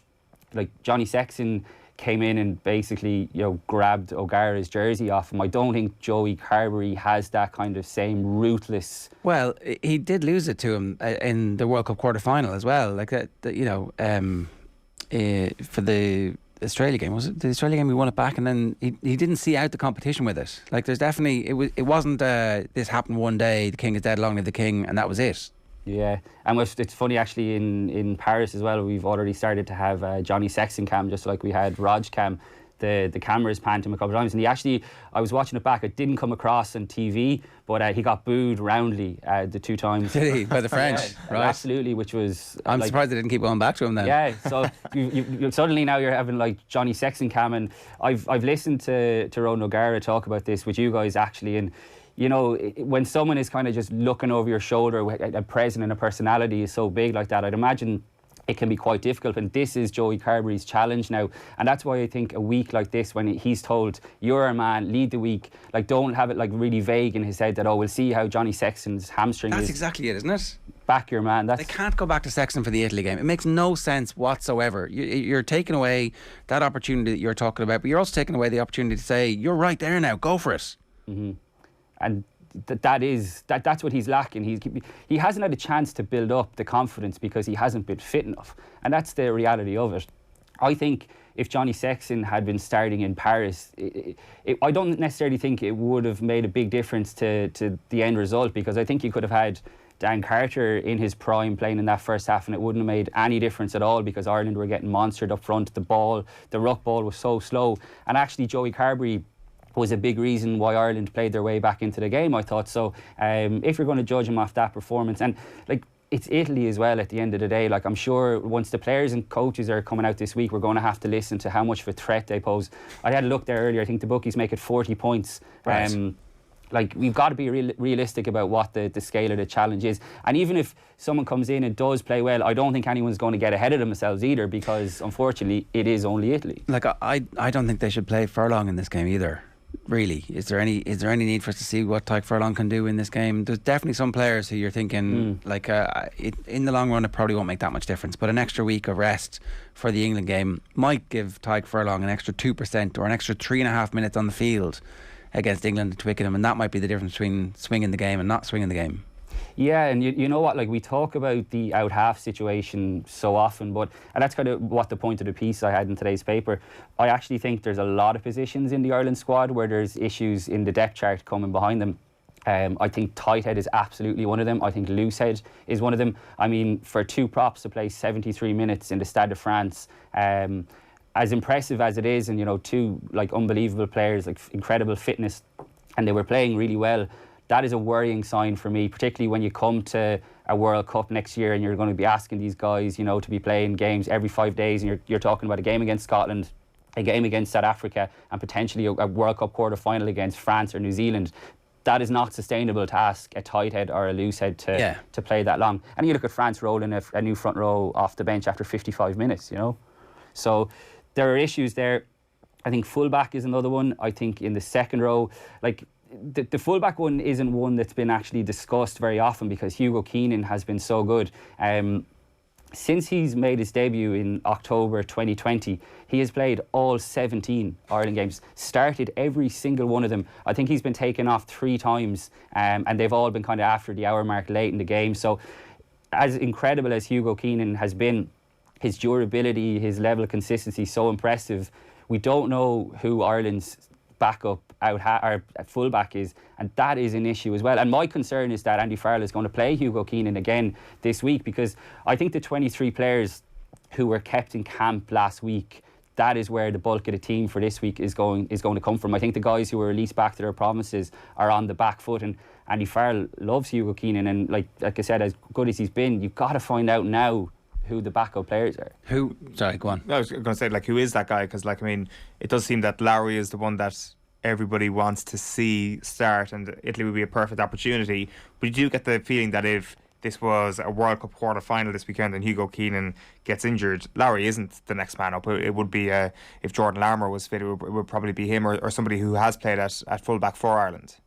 And no matter who you threw in there, you'd be seriously concerned, and that is the issue. Unless it's Conway, I would. Conway. We've had this conversation a lot of times, and I'm totally on board with it. But I just don't think it's going to happen at this stage. You know, Jacob Stockdale, if he's fit come the World Cup, is another one who could come back in. I think Will Addison, all things being equal, but you just can't like build your hopes around a guy who's had that many injuries. Joey Carberry went there in November, which I thought was very telling in the Argentina game. When Harry Byrne came on, Joey Carberry went to full back. That was one of the 3 games actually that Hugo Keenan came off in. So I think you're right. Like, this weekend, I think is made for Michael Lowry. You've got to see what this guy is capable of, and he's been one of the best Irish players this season. Yeah. It's not like he doesn't merit his chance. You're not throwing out caps for the fun of it. This guy has been outstanding this season. I think Jimmy O'Brien is he's highly unlikely to feature this weekend, but he's a very, very interesting addition to the squad as well. So there are a few issues there that I think really now is the time to find out where the next man in is. That 2-day session, that 23-man squad that you were talking about, who was in it? The starting team, essentially. I mean, the squad of the bulk of the 23 who played against France would have been in it. So you're talking about all the guys who've played 2 games, particularly who've started 2 games, are in it. They kept I'd say the likes of Rob Herring didn't go back to Ulster because Ronan Kelleher is out injured now, so he'll provide cover, you'd imagine, for Dan Sheehan. And I think just, Ger, on your point about Tadhg Furlong, I actually agree in principle with you, but I'm trying to put myself into Andy Farrell's head a little bit, and if you're going, OK, we're going to start Dan Sheehan in his first Six Nations start again, albeit against Italy, you kind of want to see how he'll do with the starting front row, do you know what I mean? So I don't think it's unrealistic to think that Ireland are going to make 15 changes, and if they did, they would still beat Italy well, I think. But I think you want, if you're embedding players within the team, I think you want to see them paired. I get that. I do get that. I think that James Ryan should definitely play. I'm not sure about Furlong just because he's so important to us, but I can see the case for it. But then you get back to your case of like, do we play Craig Casey? And actually it would be good to see Craig Casey with Sexton, see what that looks like. And it's, you can make the case on either side. You would just hope that the conservative nature of Irish selection over the last few decades is actually a thing of the past, and it feels like it has been. Like the Mac Hansen selection was a bit left field. You had Tadhg Byrne moving to 6, I think, did you? Yeah, I just think it would be interesting. I don't think, I'm a massive fan of Jack Conan. I don't think he's been at his best over the first 2 games. He's actually been taken off in both of them as well, and they have gone this way with Caelan Doris at 8. I think Caelan Doris playing 6 at the moment is, I don't know how long that's going to last, because in my mind he's the best number 8 in the country. But Jack Conan had the season of his life last year, got on the Lions tour, started all 3 tests, and was one of the few players who actually enhanced his reputation on the tour to South Africa. So I think it would just be interesting. You know, there's a lot of talk about, you know, Ireland being overpowered and stuff, and I don't think you depower it by putting Ian Henderson into the second row, because that's the one thing that people say, that he's a tight head scrummager, you know, behind Furlong and whatnot. So I think it would be interesting to see that balance, because I think Tadhg Byrne is undroppable at the moment. It's just a question of where he plays, and I think Andy Farrell would be really keen to get Ian Henderson minutes. I think he'll be really keen to get Robbie Henshaw minutes. I asked him last week at the press conference about the issue of, you know, the props playing that long, and, you know, he said it was his call, it was the feel of the game, they were playing really well, but I think the lack of impacts that he got off that bench is a big concern as well. I think at the moment, when you look at that bench, particularly in Paris, Ian Henderson and Robbie Henshaw aside, even though there's an argument to be made that if they had been, you know, more games under the belt, they could actually have been starting, but I think there's too many game managers on that bench rather than game changers, and I think that is a big issue. Sorry to use like the Eddie Jones kind of bluster term, but it's true. It's very true. Like it's what O'Gara talks about. You know? And I think, like, you look at that bench and you look at like someone like Peter O'Mahony, you look at Conor Murray, you look at Cian Healy. These guys still have a role to play, and I'm absolutely not downplaying that. But when you had a game that you needed to win, you needed to up the tempo of what was going on. So bringing Conor Murray on just doesn't really work. I think like someone like Craig Casey, I think Gavin Coombs just has to be started to be brought in. He's had a tricky start to the season, but a guy like that, like, he's made for Test rugby. Like, he's unbelievably physical. I think, like I said, he had issues. He got stuck in South Africa. He was one of those players got caught up in COVID and things like that. So I think it would have been interesting if he had been able to build on last season, because it's amazing that no one has really talked about the loss of CJ Stander in Munster, because you have this guy who's coming through, and he's a guy I think who could make a really big impact if he's not starting off the bench, and I think he needs to be brought through as well. Is that how you see the bench makeup going over the next little while? That Peter O'Mahony and Conor Murray could be struggling to make the squad? Well, I think it will depend on the game. I think if you're going to Twickenham, I would be shocked if they're not on the bench. Like, I mean, you have this issue of, like, they're centrally contracted players, and that does count for something. That is the flaw within the Irish system. You know, these guys are among the top 15, 16 earners in the country. It's so rare that you see a centrally contracted player who is fit left out of an Ireland 23. And like I said, that is one of the flaws of the system. But if you want people to come on, guys to come on and change a game, I'm just not sure that, like, these type of players are able to do that. I think they can come on and close out a game. I think we're seeing that, like, in someone like Cian Healy, whose best days are behind him now. Like, I mean, 35, he's unbelievable amount of mileage on the clock. He's been through some serious injuries, and it's kind of unfair to compare it to France, because you look at the depth, but you have to compare it to the best teams in the world and what they're doing. And you see how well that French front row played. Like, they're arguably the best front row in the world right now, along with the Springboks, obviously. But they came off after 55. They came off after 55 minutes. We were banging on. Ireland were banging on about how we had the best front row in the world. And you're like, come on, this is exactly the type of stuff that pisses people off because we're carried away. There's no special prize for it. We're probably third at best. Yeah, third at best. You have a hooker who's still finding his feet in international rugby. You have a loosehead who's just after switching back to come on, what were we talking about? So, yeah, I think it's okay. Like, it's a kind of classic Irish thing. I think it's okay to acknowledge like that these guys are sensationally good, but we're not very excited about them. Exactly, and there's every reason to be excited about them. But now what we've done is, like, anytime they're not the best in the world, we said they were the best in the world, they're not. Yeah. They're a disappointment. It's like, no, they're not. They're just learning. Yeah, and that is the classic kind of Irish and build them up to kind of knock them down. But there's every reason to be excited. But the issue is who's coming here for it. It's Gordon Darcy, I think, to put a name on it. And it was your fault. You were the one who was like, you lulled him into it. Stephen Kibbs, Pete Green was saying that the Irish front row is the best in the world. I'm just relaying information here. But all the while, Ireland were winning games last year, predominantly at home. I think, the talk was, it would be great to see how they would go up against the Springboks, because that is the ultimate test.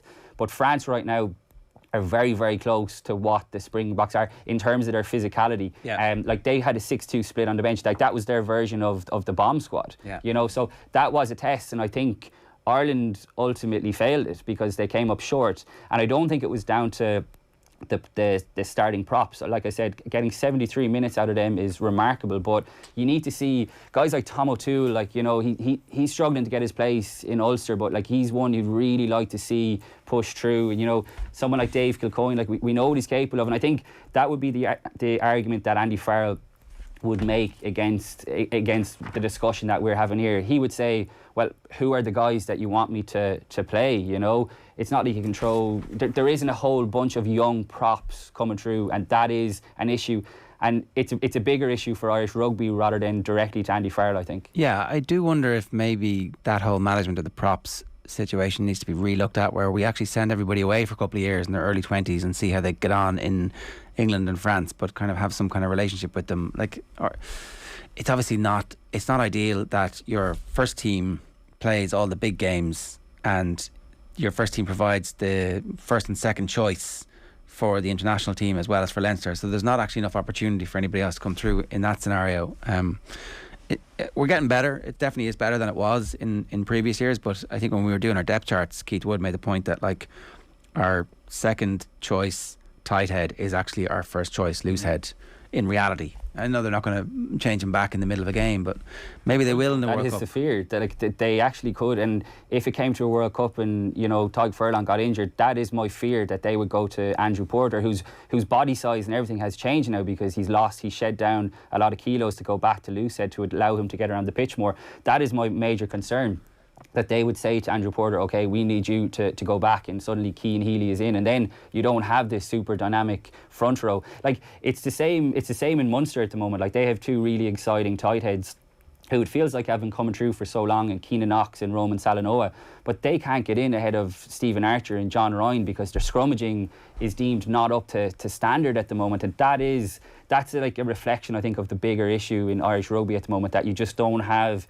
a flood of exciting young props. Like, Andrew Porter is the last one to come through. When he was playing 20s, you knew it was only a matter of time before this guy was playing international rugby, and you don't get that sense, I think, at the moment with a lot of the guys in the system. There were growing pains with Porter as well, where the scrum would collapse and he would be getting penalised for it, and it was 2 or 3 times a game.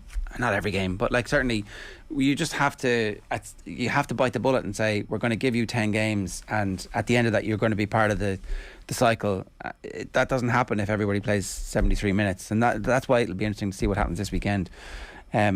Is your instinct that Andy Farrell picks the team you've picked for him this morning and that Sexton starts?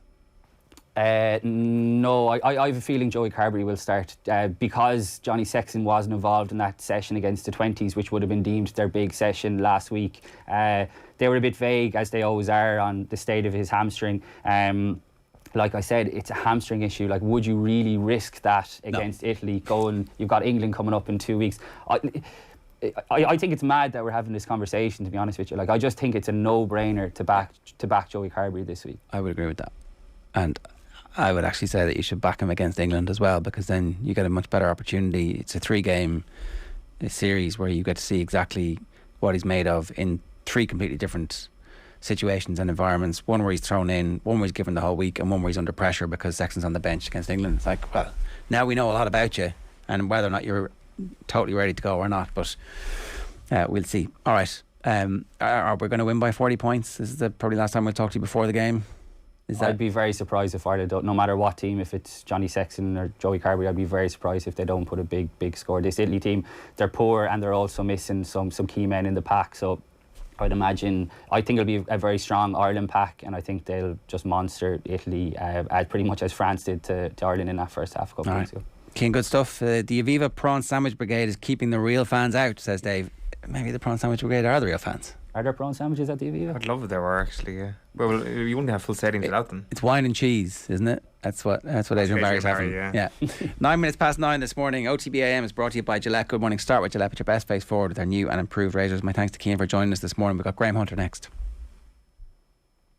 OTB AM on OTB Sports Radio, Ireland's first and only sports radio station. A lot of distractions with the Irish match. We don't have a lot of Munster players on the Irish team. We had one more at the weekend with Joey Carberry start. Munster legends Alan Quillan and Niamh Briggs are joining forces to bring you all the latest analysis, news, interviews and so much more. My Andy Farrell you're watching is Scott Buckley. In the next few years we're going to see this guy starting regularly. You know, I'd like to think that he has potential to go into a green jersey. Do you not agree? The Red 78 with Alan Quillan and Niamh Briggs. Available every Wednesday.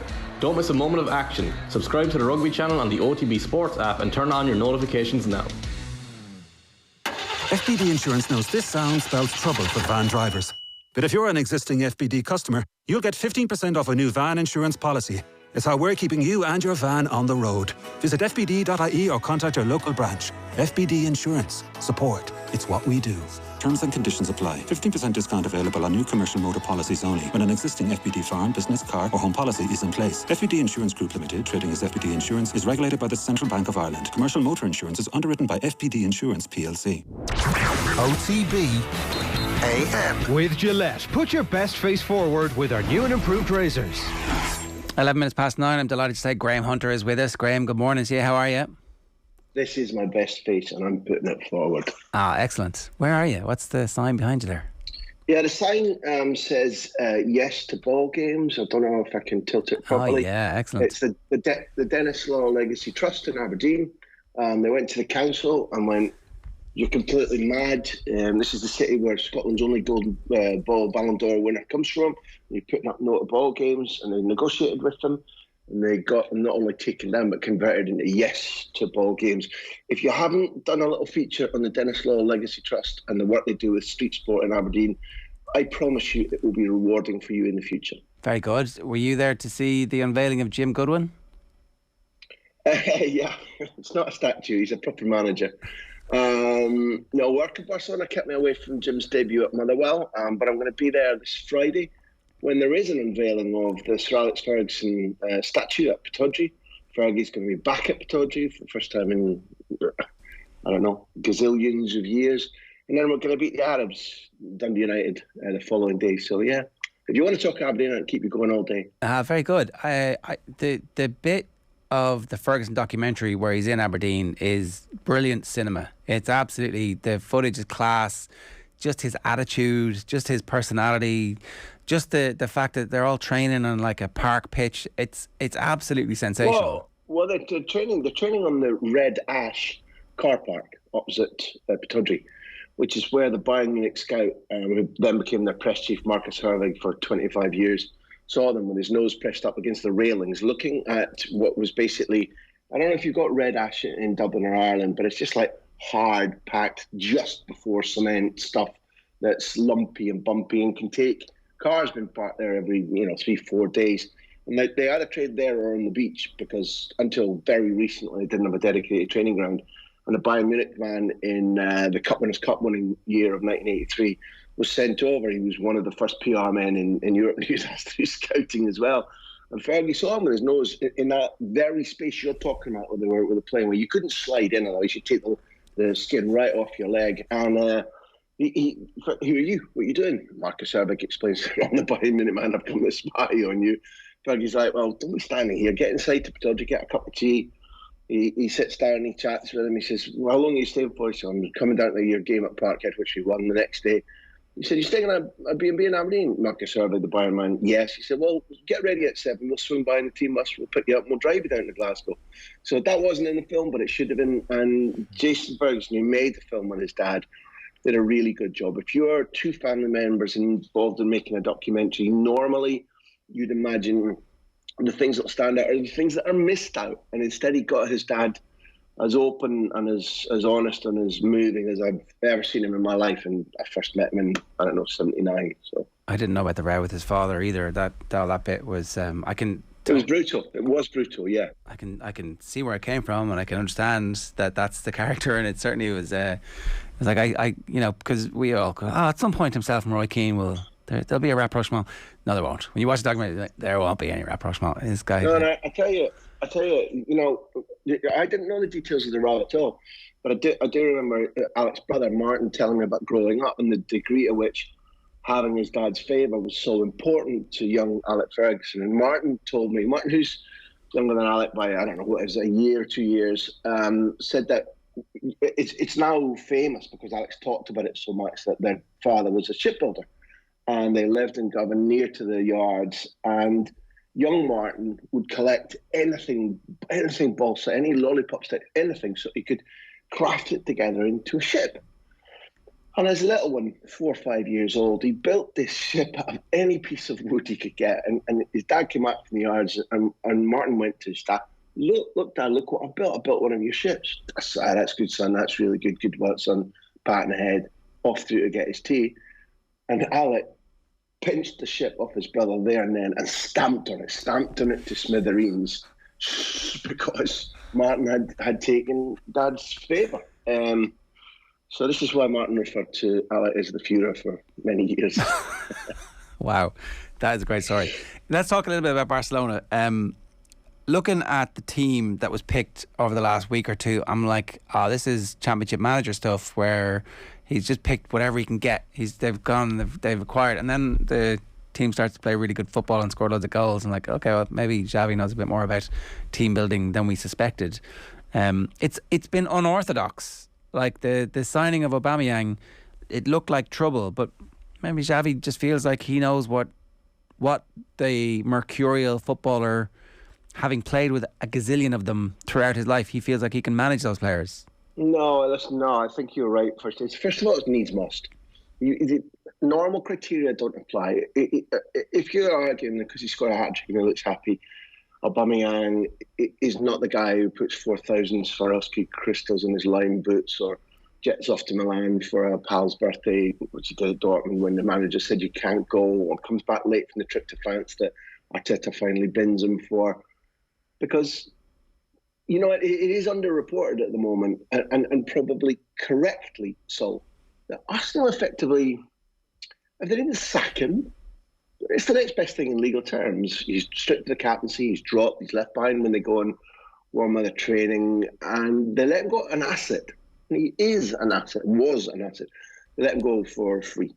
And this is Aubameyang who I don't think has ever, I am unaware of any manager other than Arteta saying, I've had enough. What is clear is that Aubameyang lives with a jaunty swagger about my goals and my pace mean that in certain areas I can do what I like. And I can do what I like because really the things I'm doing are not outrageous things that affect my fitness. They're just me living hard, living because I'm rich, living because I'm born with a gene in me that says, take me or leave me, I don't care. Now, I'd be a hypocrite if I didn't say that I was born with a little bit of that, and I'd be a hypocrite if I just slammed that. But managers will say, there's the line. And Arteta's quote in the latter 2 months of Aubameyang's time at Arsenal about there are certain players, if they're scoring 35 goals a season, where you have to bend the rules. And he's right. Alec Ferguson, who you're talking about, did it for Cantona. Changed his attitude about dress codes, about jokes, about the kung fu kick at Crystal Palace, which the boy deserved, by the way. Aubameyang, Barcelona, is in that state of grace because they didn't have a 9. Now they've got a 9. He's in good nick. He's quick.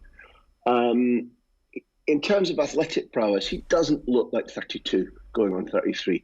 He still looks and behaves like a 27, 28-year-old. Now on the pitch, that's catnip for Barcelona. They had to have it, irrespective of the fact he got a couple. It was accredited with the third, which wasn't his goal, away at Valencia at the weekend. He transforms this team. And you talk about championship manager and whatever. The difference, the two differences, lads, would be they've signed specific needs. There's no guarantee that Adama is going to stay, and for my taste, he's still a limited player. But the things he does well, one, have improved while he's been in England a lot, and two, in certain games, again, will be catnip to Barcelona. So, and Ferran Torres, the goals will come. His play has been pretty good. The long and short of it is the training has been astonishing. I mean, literally astonishing. We get more access to it. When you watch it, the way in which it's like 15th century painting compared to, I don't know, Picasso or Rembrandt. It's a complete change from the last two coaches, particularly under Koeman. It's active, it's witty, it's got the players' minds and athletic endeavours engaged. It's all about speed, quickness of thought, quickness of movement. The changes between the training sessions are short. Everything's intense. There's been a personality change about their working days. And you see that on the pitch gradually, particularly from those players whose talent is absolutely innate, but they lack certain experiences. So what's coming, I said on a podcast I did for the big interview on Friday, somebody's going to get a pasting soon. How is Valencia and Barcelona are not at the stage where they're going to paste everybody, because there remain flaws and it remains an early work project. But certain teams throughout the remainder of this season will take pastings because Barcelona are increasingly quick and clever. And when you've got a bench player like Luke de Jong suddenly getting crosses sent into him, again, catnip again, there's resources on the bench, there's a good first 11, and there's just an outstanding atmosphere between the squad and Xavi right now. That change in the training is very interesting. Is Xavi just bringing what Pep brought? Is that too simplistic? It's just because his CV, I guess, is one line managerial wise before this. So his experiences, the amount of time he had to be a sponge, I guess, is limited post his playing days in Barcelona. So what's informing this change? No. And the objective has similarities to what Pep wanted, what Xavi wants. There are similarities. The training sessions couldn't be more different. Right. Pep came into a side which was hard-bitten, which was experienced, where already you just about knew your best 11 instantly. There were no 17-year-olds dominating like Gavi's doing, or 19-year-olds dominating like Pedri's doing. It wasn't a mismatch of jumble sale purchases like Jer was talking about. He came in and went, you lot are underperforming, you lot are under-training, it's harsh. And I want positional football. So the stories from St Andrews, that first Pep summer, were about players queuing up to Joan Laporta to say, I'm leaving. I won't be talked to like that. I won't be handled on the, because you both know now, it doesn't have to happen at City now because the players are in the mindset and they understand the strategies are established. He was coming on and he was hauling players. I want you a half turn this way. You need to be half a metre that way. And hands-on those players and the way he was talking to them, Abidal, Thierry Henry, Marquez, there was a queue of players going to Joan Laporta going, no, I'm not having this. And then Laporta said, be patient, and it clicked. And Xavi's sessions aren't happy-clappy, Billy Graham, evangelical nonsense. That's not what I'm saying. What I'm saying is that he understood that this was a squad which was beaten down, had not a losing mentality, but were becoming accustomed to being crapped on in the papers, performing poorly against big sides. There's a big black cloud over every head. So if you watch it now, it's all inventive stuff where there's constant exercises about individual excellence, about group excellence. So you see lots of pictures from training grounds all around Europe where you go like, here's the winning five, we've played fives today, or this is the team that won, and it's a little bit. Apart from the strategic, tactical stuff and the small-sided games and rondos, What Xavi's doing is building confidence, speed of thought, first touch, teamwork, bonds, friendships, because you both know, all of your viewers know that what you do in the training ground isn't always reflected in life outside. It's like work here, tolerate something. There were not cliques, but there were groups in that squad who got vastly different nationality, age, experience, and there was no connection. And he's bridging it. It's like putting the synapses together. So look, you said what informs it. He spent a lot of time at the Aspire Academy in Qatar, working on how to inspire players that were less experienced than he was used to, less talented, some at the end of his career. Every one of them in his squad, apart from Santi Cazorla, not having Xavi's knowledge. And he and his brother worked out systems where they could get their concepts across to people without a pedagogical idea, but in terms of don't show them, do it, and then revise and do it. And you have to engage people. You have to make sure that they're, listen, at this stage, Xavi has a hard side. He is not a pushover, but he's not Pep. They played together, they won together, but they're very different characters. And I think it takes a loop right back to Arteta, although he's a Basque, was in the same squad as Xavi, left after his year when he was the best foreign player in France at PSG, left Barcelona for Rangers because Xavi, amongst others, were in his way. They looked the same, saturnine, dark, similar ages, similar experiences, but completely different in terms of flexibility. Arteta is much more like Pep. It's this way. Very little movement. Xavi's different. It doesn't mean he's soft, but he's clever, and he's in a very difficult situation. And therefore, the progress he's achieved, I don't care whether they, lift the Europa League, which people will say they should do. I'm not that. I spoke to him after the Napoli game. He saw me and he went, "How's it going, Mackie?" And I was like, "Brilliant. I'm enjoying my football." And he stopped. I'm pleased about that, because what he's getting at the moment are like, "Why aren't you scoring more?" or "This player, that player." I told him the truth. I'm enjoying watching Barcelona after it's been pretty tortuous for a couple of seasons, and the club behaviour has been tortuous for 5 seasons. It is now, they're just a fun watch.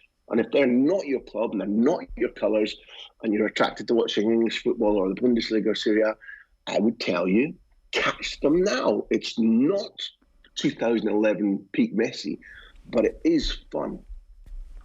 That sounds good. Everybody's booking flights to Barcelona to go and see the team again. You might get the full game. Yeah, Koeman's Barcelona, not the perfect time for bucket list stuff. You wouldn't say. Can we talk a little bit about Atletico and what's going on with them at the moment? Is this late stage of this era? Is it just a little blip, or is this the bit where they see a supposedly, I don't want to say superior, but they see a big name riding into town, and they get the band back together, and it's a magnificent 7 their way through this tie? Well, a lot of it depends on they've got constant trouble with injury and COVID tests, and one of the absolute certainties is that when Jimenez, the Uruguayan, and Savic, who was at City, remember, played together in the defence, Atleti are better. In fact, there's a likelihood that they won't lose. They've only coincided in the team 12 times this season in the league because of injuries and suspension. And when they play together, generally, you go, "Oh, I recognise this." And look, Jan Oblak hasn't thrown one in, and there are other players are playing with more confidence in the ball because they know who's behind them. Absolute perfection? No, but different class, because Felipe as a central defender isn't good enough. Simply isn't good enough. If Manchester United see Felipe lining up against them tomorrow night, then they should get themselves an extra couple of Stellas out. I would have said that there's a material difference in how sharp Luis Suarez is this season and how well he's served compared to last season. Last season, he belied his age. He was by far the leading scorer. He still couldn't, back last season, outsprint people playing the shoulder with a high line defence and run beyond them. No. But he was fired by this revenge idea of, "I'll show Barcelona." I was treated like, I'll show the president. I was treated like rubbish. After all I've given them, I will show them. Now, that fires lots of people. It fires world-class Uruguayan more than most. That has diminished. Their injury record has been poor. And the worst thing of all is that because of the way in which Cholo Simeone regularly plays 3 different formations within the one game, the team look confused. They look less than the sum of the parts. And Oblak is having his worst season. Does it suddenly all stiffen and get right for tomorrow night? No, not all of it. They'll be missing players that are unsure if Maher is going to be fit. Jimenez, they're having to be careful of when he is essential. There's an interview today with Savic saying, yeah, we missed Trippier. We didn't expect him to go. We're worse without him.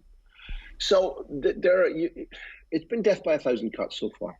But one thing you can say for sure, Simeone hasn't helped his own team. This has not been a state of grace year.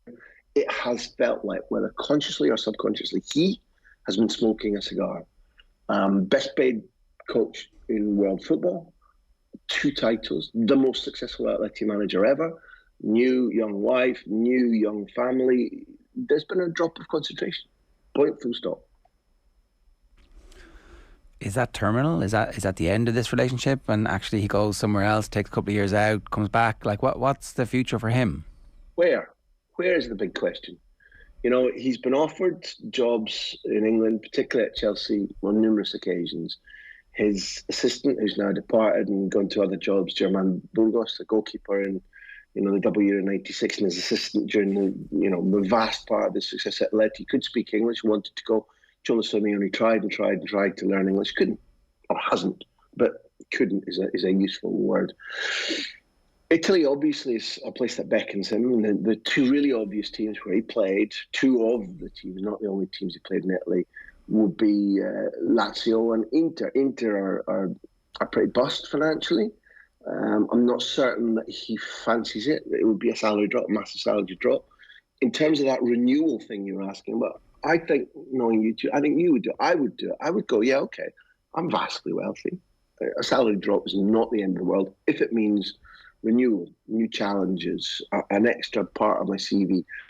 I don't think he's motivated by that at the moment. In real terms, he's still a relatively young manager. I stress again that he's got a different now and patently happy family life.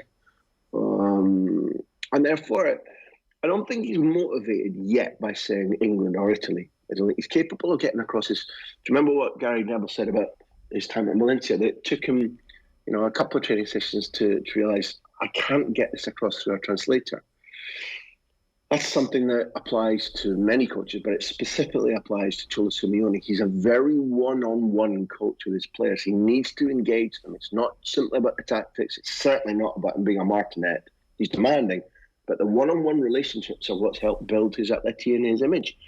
And at the moment, both the image of the team and the image of Cholo Simeone are diminished.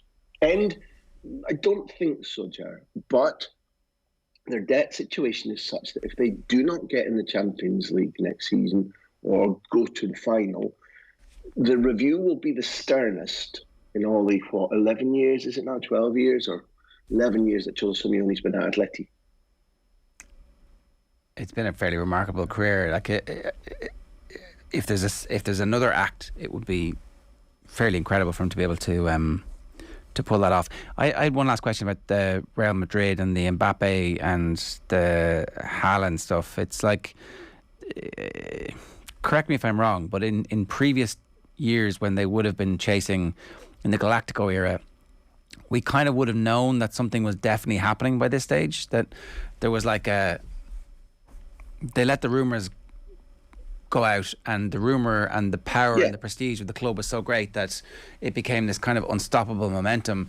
That doesn't quite seem to be the case at the moment with Haaland or Mbappe, and maybe I'm wrong. I suppose that's my question, is does it feel like there's an unstoppable momentum behind one of the superstar global strikers coming next season? Well, I think that if you're talking about them as a joint operation, which Madrid definitely want to do, and Javier Tebas, the Liga president, said, Madrid will get them both because Juventus and Barcelona haven't got the money. He didn't mention Manchester City or Chelsea in the case of Haaland, which I think was missing out 2 big candidates. But to do an operation like that would be one of the most extraordinary summers that any club has ever had.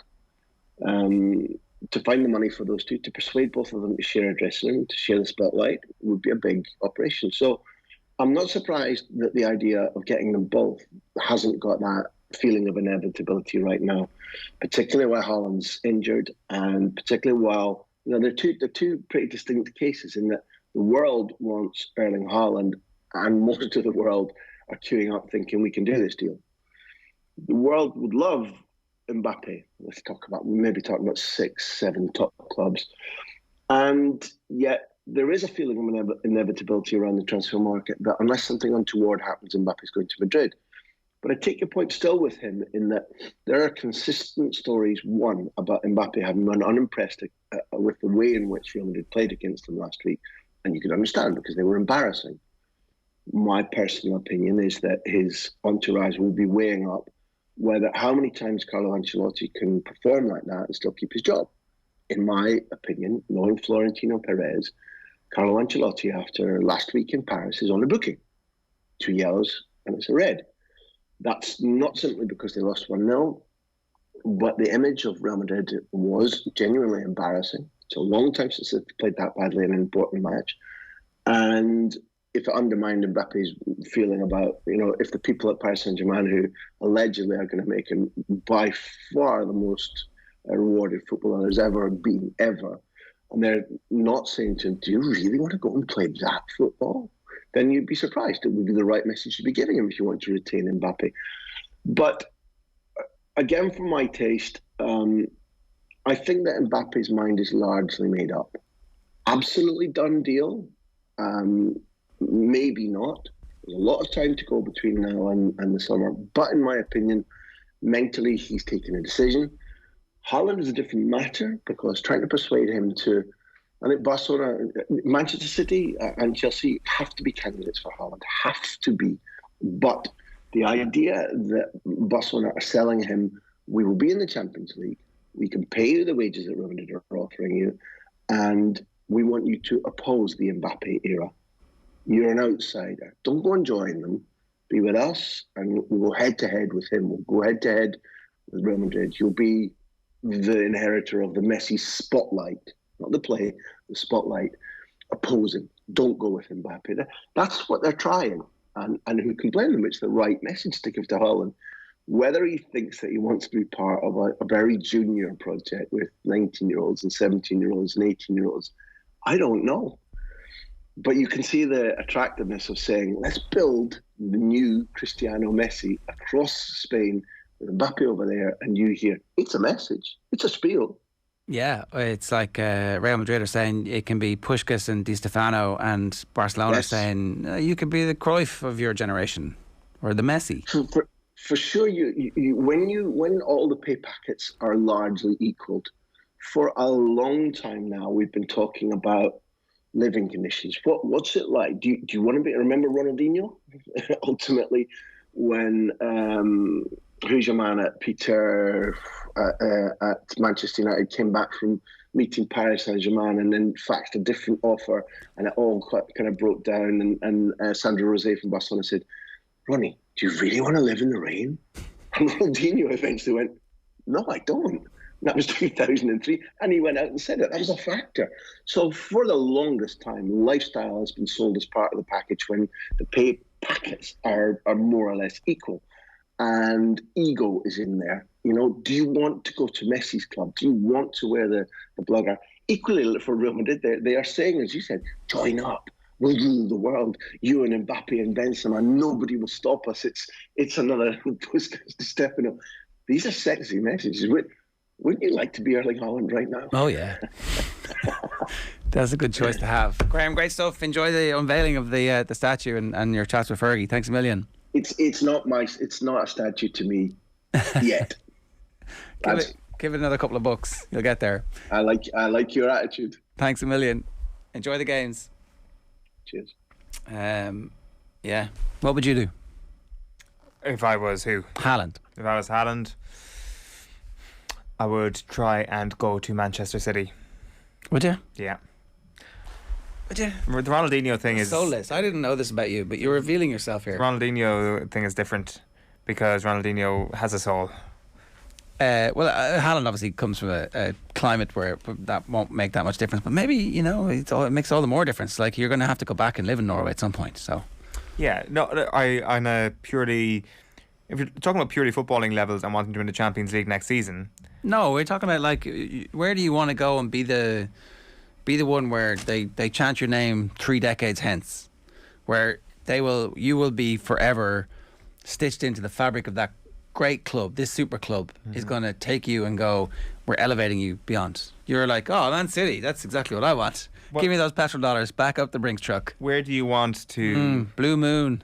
I always dreamed of being serenaded by Blue Moon. Yes, because all the other sponsors around Europe are so positive as well. But no, in fairness, you make... I see the point you're making, but also the counterpoint to that is that Manchester City are the best team in Europe, and you could win a Champions League next season, and then you could win another Champions League the season after that. And then, you know what? You're 26, 27, and it's like, oh, Barcelona are good again? I can do 5-6 years here and become a semi-club legend, and everybody will think that I'm... and everybody will think I'm great, and I can win a Champions League there as well because they're ready to win. Then you're secondary, though. It's the other people who did it who will be the ones who are remembered most. But you'll have done it in 2 different clubs. Yeah, okay. So Soulless Owen plumps for Man City over the lifestyle in Barca or Real Madrid. Oh, well, if we're talking about lifestyle, then absolutely. I mean, we're talking about everything. I asked you everything. It's like you went to City, give me the glory, hook it to my veins. Well, football is quite important when it comes to. I'm an imperialist Death Star. I am an imperialist Death Star, yeah. 9:40 this morning. OTB AM brought to you by Gillette. Good morning. Start with Gillette. Put your best face forward with their new and improved razors. These Death Stars will be back tomorrow. In the meantime, we're going to leave you with some top quality stuff from Monday Night Rugby with Jerry Thornley and Matt Williams. Enjoy. Very happy to bring in Jerry Thornley of the Irish Times. Jerry, great to have you on. How's things? Good, thanks, Joe. Yourself? Yeah, very well. Matt Williams, I felt I couldn't go more than 8 days without speaking to you, so you're very, very welcome. Hello. You're pining for me, Joe. Yeah. So, okay, let me throw something at you I had not even planned to touch on. I just saw it 5 minutes ago on Twitter, and I thought, well, Thornley and Williams might have some opinion on this. Danny Kerr and Sam Warburton on their BBC podcast, they were asked to rank the six nation stadiums. And here's what they've come up with. Number 6 in last place, Stadio Olimpico. So we had Warburton saying, it's not city centre, stadium quite far away, and also if the games were more competitive, that would help. And Danny Kerr agreed. Great trip, but the games aren't the greatest, and that does come into it. At number 5, the second worst stadium in the Six Nations, the Aviva Stadium, is where we are. So Danny Kerr says, Irish fans are going to hate me even more now. Sam Warburton says, it's a beautiful, lovely stadium, amazing atmosphere, but it's still in its infancy as a ground. Danny Kerr says, it's a 3/4 stadium. That bit at the end, I understand the planning issues, but imagine how much better it would be if it was full. I mean, I'm feeling defensive right now, but it's hard to argue with that point a little bit, isn't it? And Warburton says, it is a bit funny, that bit, though he does say if Croke Park was their ground for the last 20 years, it'd be a completely different conversation. Danny Kerr says it'd probably be number 1. Number 4, they had Stade de France. They docked marks for the poor location. Number 3, they had Murrayfield. Number 2, they had Twickenham. And they both said the Principality just ticked all the boxes. Proximity to city centre, size, atmosphere, the roof when it's closed. And they kind of said that was the one. Principality, the clear winner. So, Jerry Thornley, you've been to them all in various capacities, I'm sure. Are we feeling that's about right? Whoa, nice, easy one to start off with then. Yeah, I think Wales is definitely number 1. I think Cardiff is number 1. Great location, bang the centre, always great atmosphere. Hard to dispute that. I agree about Stade de France being the location not being the best. Not sure Twickenham's a great location either, and London's pretty lost in a big city like London. You go a couple of miles away from Twickenham on a big Six Nations match or even a World Cup match, and there's no great sense that there's a tournament going on. You know what I mean? Once you get out Twickenham and its surrounds, maybe Richmond. I was thinking about this recently, Joe, and I do have to confess that I thought the Aviva Stadium atmosphere for the Wales game was pretty poor. The Murrayfield crowd seemed much more engaged, judging by the TV, but admittedly that was against England and it was a much closer, more competitive match. Stadio Olimpico, yeah, probably last place. In mitigation of Stadio Olimpico, I think the Italians are currently operating on a 50% capacity. They certainly were for round 1. I think that's pretty much the same. You look at all the Serie A games, I watched a bit of Serie A. They all seem to be half empty, stroke half full, whatever way you want to fill your glass. But yeah, I do think that the Aviva Stadium could have lively upped itself a little bit more for the Welsh game. But I think, if you go back to last November, it was cracking for the All Blacks match, wasn't it? Yeah. Fortunately, Sunday afternoon against Italy probably won't be the most atmospheric occasion of the Six Nations.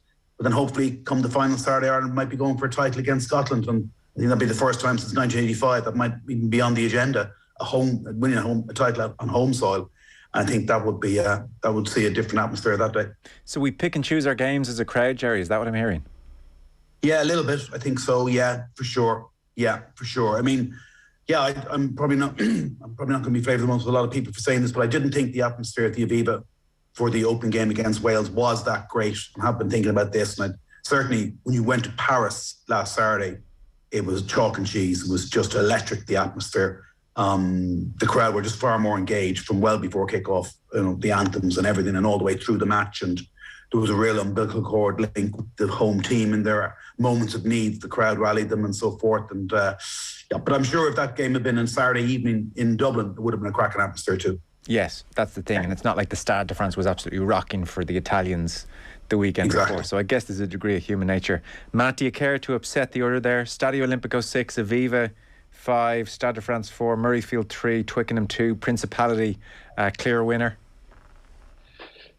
I guess I never really thought about it, to be honest with you, Joe, because, I mean, Murrayfield's got a running track down the 8-lane 100-metre running track just directly out in front of where the players run out, where the change rooms are. And the madness of that planning, who put that in when they were fixing it up for the 99 World Cup, they're probably still sitting on the committee, but they should be kicked off it. It's never been used as far as I know. But as they covered up with grass the last time. I agree with Jerry. Twickenham is a long, long way out. Twickers it's a pretty difficult place to go, as is Stade de France, because it's out, out to Saint-Denis, and it's a long train ride from Gare du Nord out. But you got to say, Cardiff, with all its history, right in the city centre.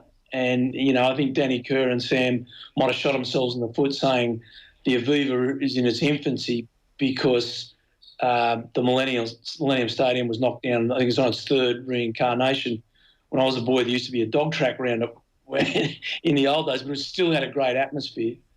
And I think some of us would remember, the old Lansdowne Road was the best ground in the world. That's the problem. It was the best place in the world to play a game. Was it though? Are we just? Is this rose-tinted, green-tinted glasses nonsense? No. No, because the crowd were right on top of you. The terraces at the end, with thousands of people in it. The stadium was so old.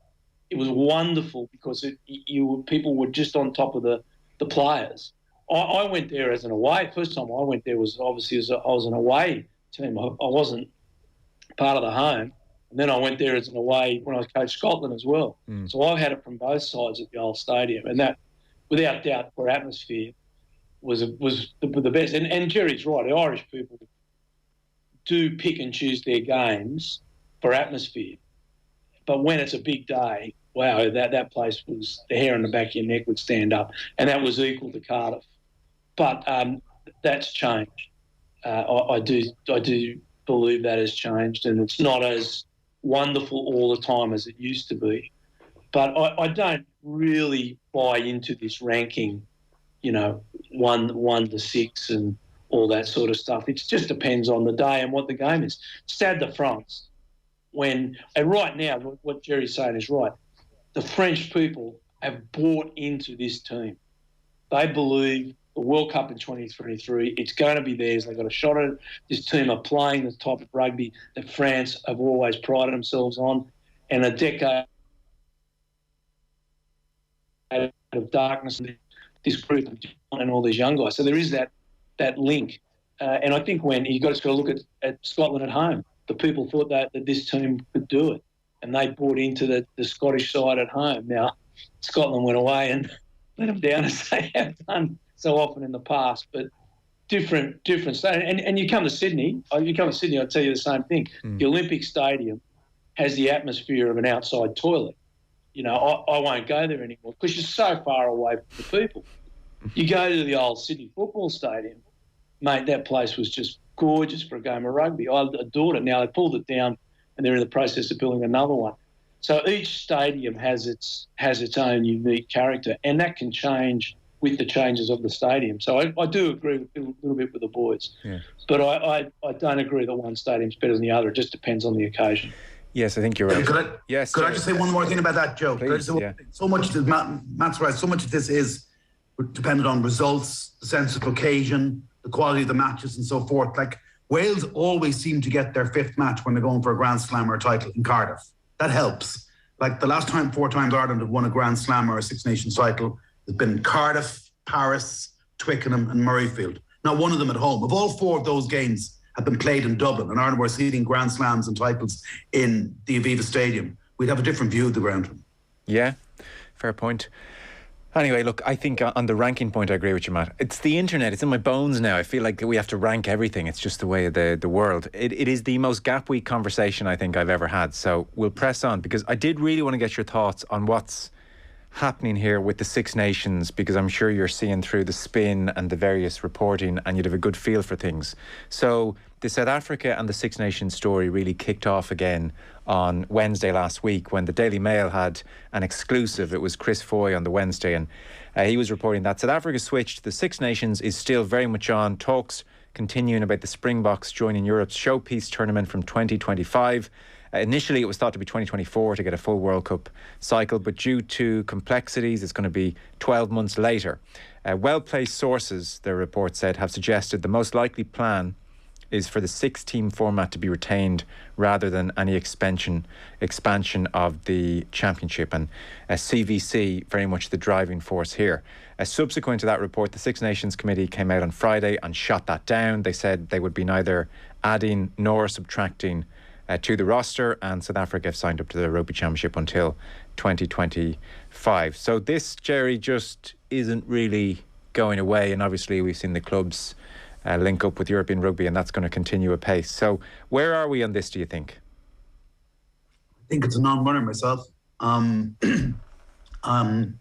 Yeah, I mean, as far as I know, South Africans sent a letter to the Six Nations saying they would be interested in exploring the possibility of joining the Six Nations one day. It wasn't even by 2025, it was further down the track. And the Six Nations wrote back to them saying, well, we're really interested at the moment is getting this biennial Nations League off the ground. You know, there's 12-team international competition to give more meaning to the July series and the November series, with a final at the end of the year to declare a world number 1 side at the end of that year. And there's been no dialogue whatsoever, is my understanding, about South Africa joining the Six Nations. I don't believe it'll happen. I don't believe there's any willingness or desire to kick Italy out. We'll talk about Italy's competitiveness in due course in the show, but my understanding is it's not desired, it's not wanted, it's not going to happen. It would upset the whole equilibrium of the game. It would actually throw a complete spanner in the works for a biennial tournament if South Africa were suddenly playing in the Six Nations instead of Italy. It goes against all the global certainties of the game, the different hemispheres. The Six Nations is a European tournament. One of the great attractions is that even with Italy, whatever you think of Stadio Olimpico, when it's full or not, it's accessible. Every ground is within 2 hours of everybody else's ground by air. That wouldn't be the case if South Africa entered the tournament. And one of the great features of Six Nations is this big mix of both home and away fans. It's like no other tournament in the world for that, bar World Cups. On an annual basis, nothing like it. So as far as I'm concerned, that's my sources. This is not going to happen. Yes. Matt, do you want to come in on that point from Jerry? The essence of the tournament would be diluted very much so if South Africa arrived in. If you look at the history of the tournament, like it goes back the 1870s in Edinburgh. It was the first game, England versus Scotland. And then it was, the 4, I hate to use the word, but that's what it was called, the home nations that they used. France came in before the First World War. They've been kicked out a few times for horror of horrors, paying money to players. Can't believe it. But we had to wait till 1967 for France to come through with a Grand Slam. So, there's a considerable period of time from pre-World War I to 1967. So there is, and there was a time when France were regarded as basket cases. Now, you can't possibly believe that now. So I agree with Jerry. Everything about this tournament that makes it beautiful and unique is that officials haven't buggered it up by changing it. Mm. Now, some of that's I'd like to say all of that is great planning, but some of it was ineptitude. They couldn't make a decision. And some of it was bigotry in the old amateur days where the private school boys or the public school boys from England were looking down their nose at everyone else across the globe. Can't believe that either, can you? But the essence of it is what Jerry says. It's a European game, and it's annual. It's every year it comes around. There's no other competition at this time of year. There's no other great sporting tournament. The Australian Open in tennis finishes just before it starts. There's really no other major sporting competition around the world in that window. So they don't want to make it longer. They want to keep it there.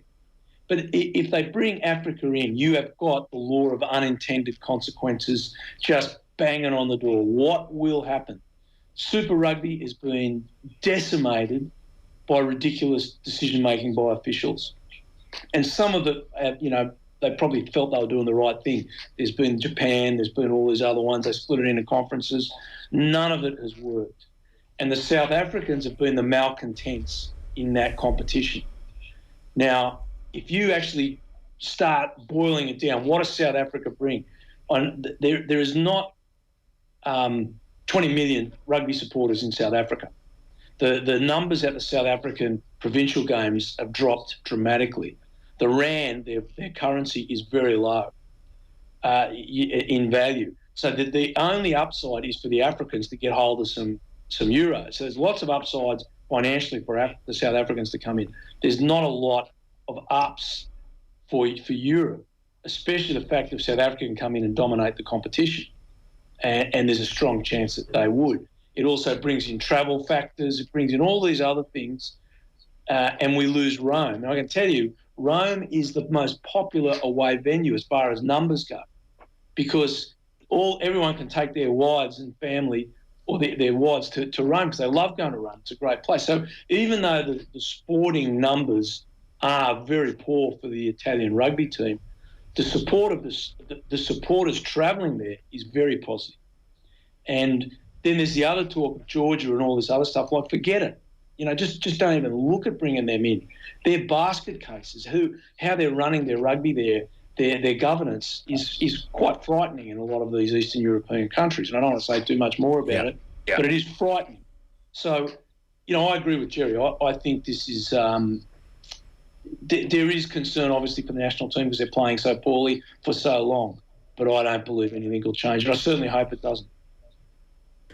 Jerry, the CVC seem to be the driving force here and have accelerated this conversation around South Africa joining the Six Nations. What's in it for them? What are they seeing here in terms of the finances? Why does South Africa arriving and, say, for instance, Italy departing, we get more competitive games? Maybe there's the danger, as Matt says, of South Africa dominating. But financially, South Africa in the tournament, how does that make CVC more money, do we think? I'm not 100% sure, to be honest, Joe. I haven't looked at it from the CVC point of view because my understanding, again, is this is not a CVC decision. This will be a decision made exclusively, if there ever was going to be a decision like this, by the Six Nations. Nobody else would have to be agreed by the six countries. It wouldn't be a CVC decision. They do not have a 50% plus controlling interest in the Six Nations or anything like it. They're a shareholder that will want more bang for their buck, for sure. And I presume they think with South African TV money maybe coming in instead of Italian TV money and maybe other sponsorships as well, that maybe there'll be more money generated in that way. But again, like I said, I don't think this is going to be a CVC decision. Okay. And am I right in saying, because I read it over the week, these are not things I've had to really care about or consider before, but any decision made doesn't require a 6-0 vote. A 5-1 majority decision would be required for big changes like this? Yes. Okay. It's my understanding as well. And again, there's been no even exploratory talks about this. There's no desire or want to get rid of the Italians from this tournament. Just, it doesn't exist. It would be, it would make the elite of the game even more of a closed shop than ever before, and it would make 23 years of investment in Italian rugby just shredded. You just shred it, just flush it down the toilet. Whereas, if anything, they, having spent this amount of time invested this amount of time in Italian rugby, should be persisted with and try to help them even more. And I presume we are going to come on and talk about it. Yeah. And I know Matt's feelings about this, but their under 20 and under 18 results in the last 3 years have never been better. It's small shoots of recovery, but it makes no sense to cut them adrift now. So let's talk Italy then. 34-0 is the headline. They haven't won a match since 2015. I mean, you don't have to go into ancient history to a period where it really wasn't so bad and there was at least the possibility of an Italian win, which is kind of all you need, I think. It's okay if they don't win many games, but if there's a degree of jeopardy or the potential for a shock, then that keeps people interested. So you go back to 2015, that was their last win. They had one win in that championship. In 2013, as we well know, they had 2 wins. They had a win in 2012, they had a win in 11, they had a win in 10, they had a win in 08, and they had 2 wins in 2007. So that was a pretty good decade from 06, where they had a win as well, through to 15. That was very, very acceptable, where they had 2 wins on 2 occasions. And now they've hit this famine, and they've never had one like this since they joined in 2000. Perhaps the point to jump off on, Matt, is what Jerry talked about, the under-20s doing very, very well. So Brendan Fanning was reporting on this, and I know you've a similar sense of the Italian system from chatting to you off air. 2016, Stephen Aboud arrives from the IRFU. Conor O'Shea is in. Aboud has huge respect in the game. He put in place an academy system. There was green shoots, as we've discussed, and then a new president has arrived and seems to have scrapped the academy system, and the clubs are getting control of the players again.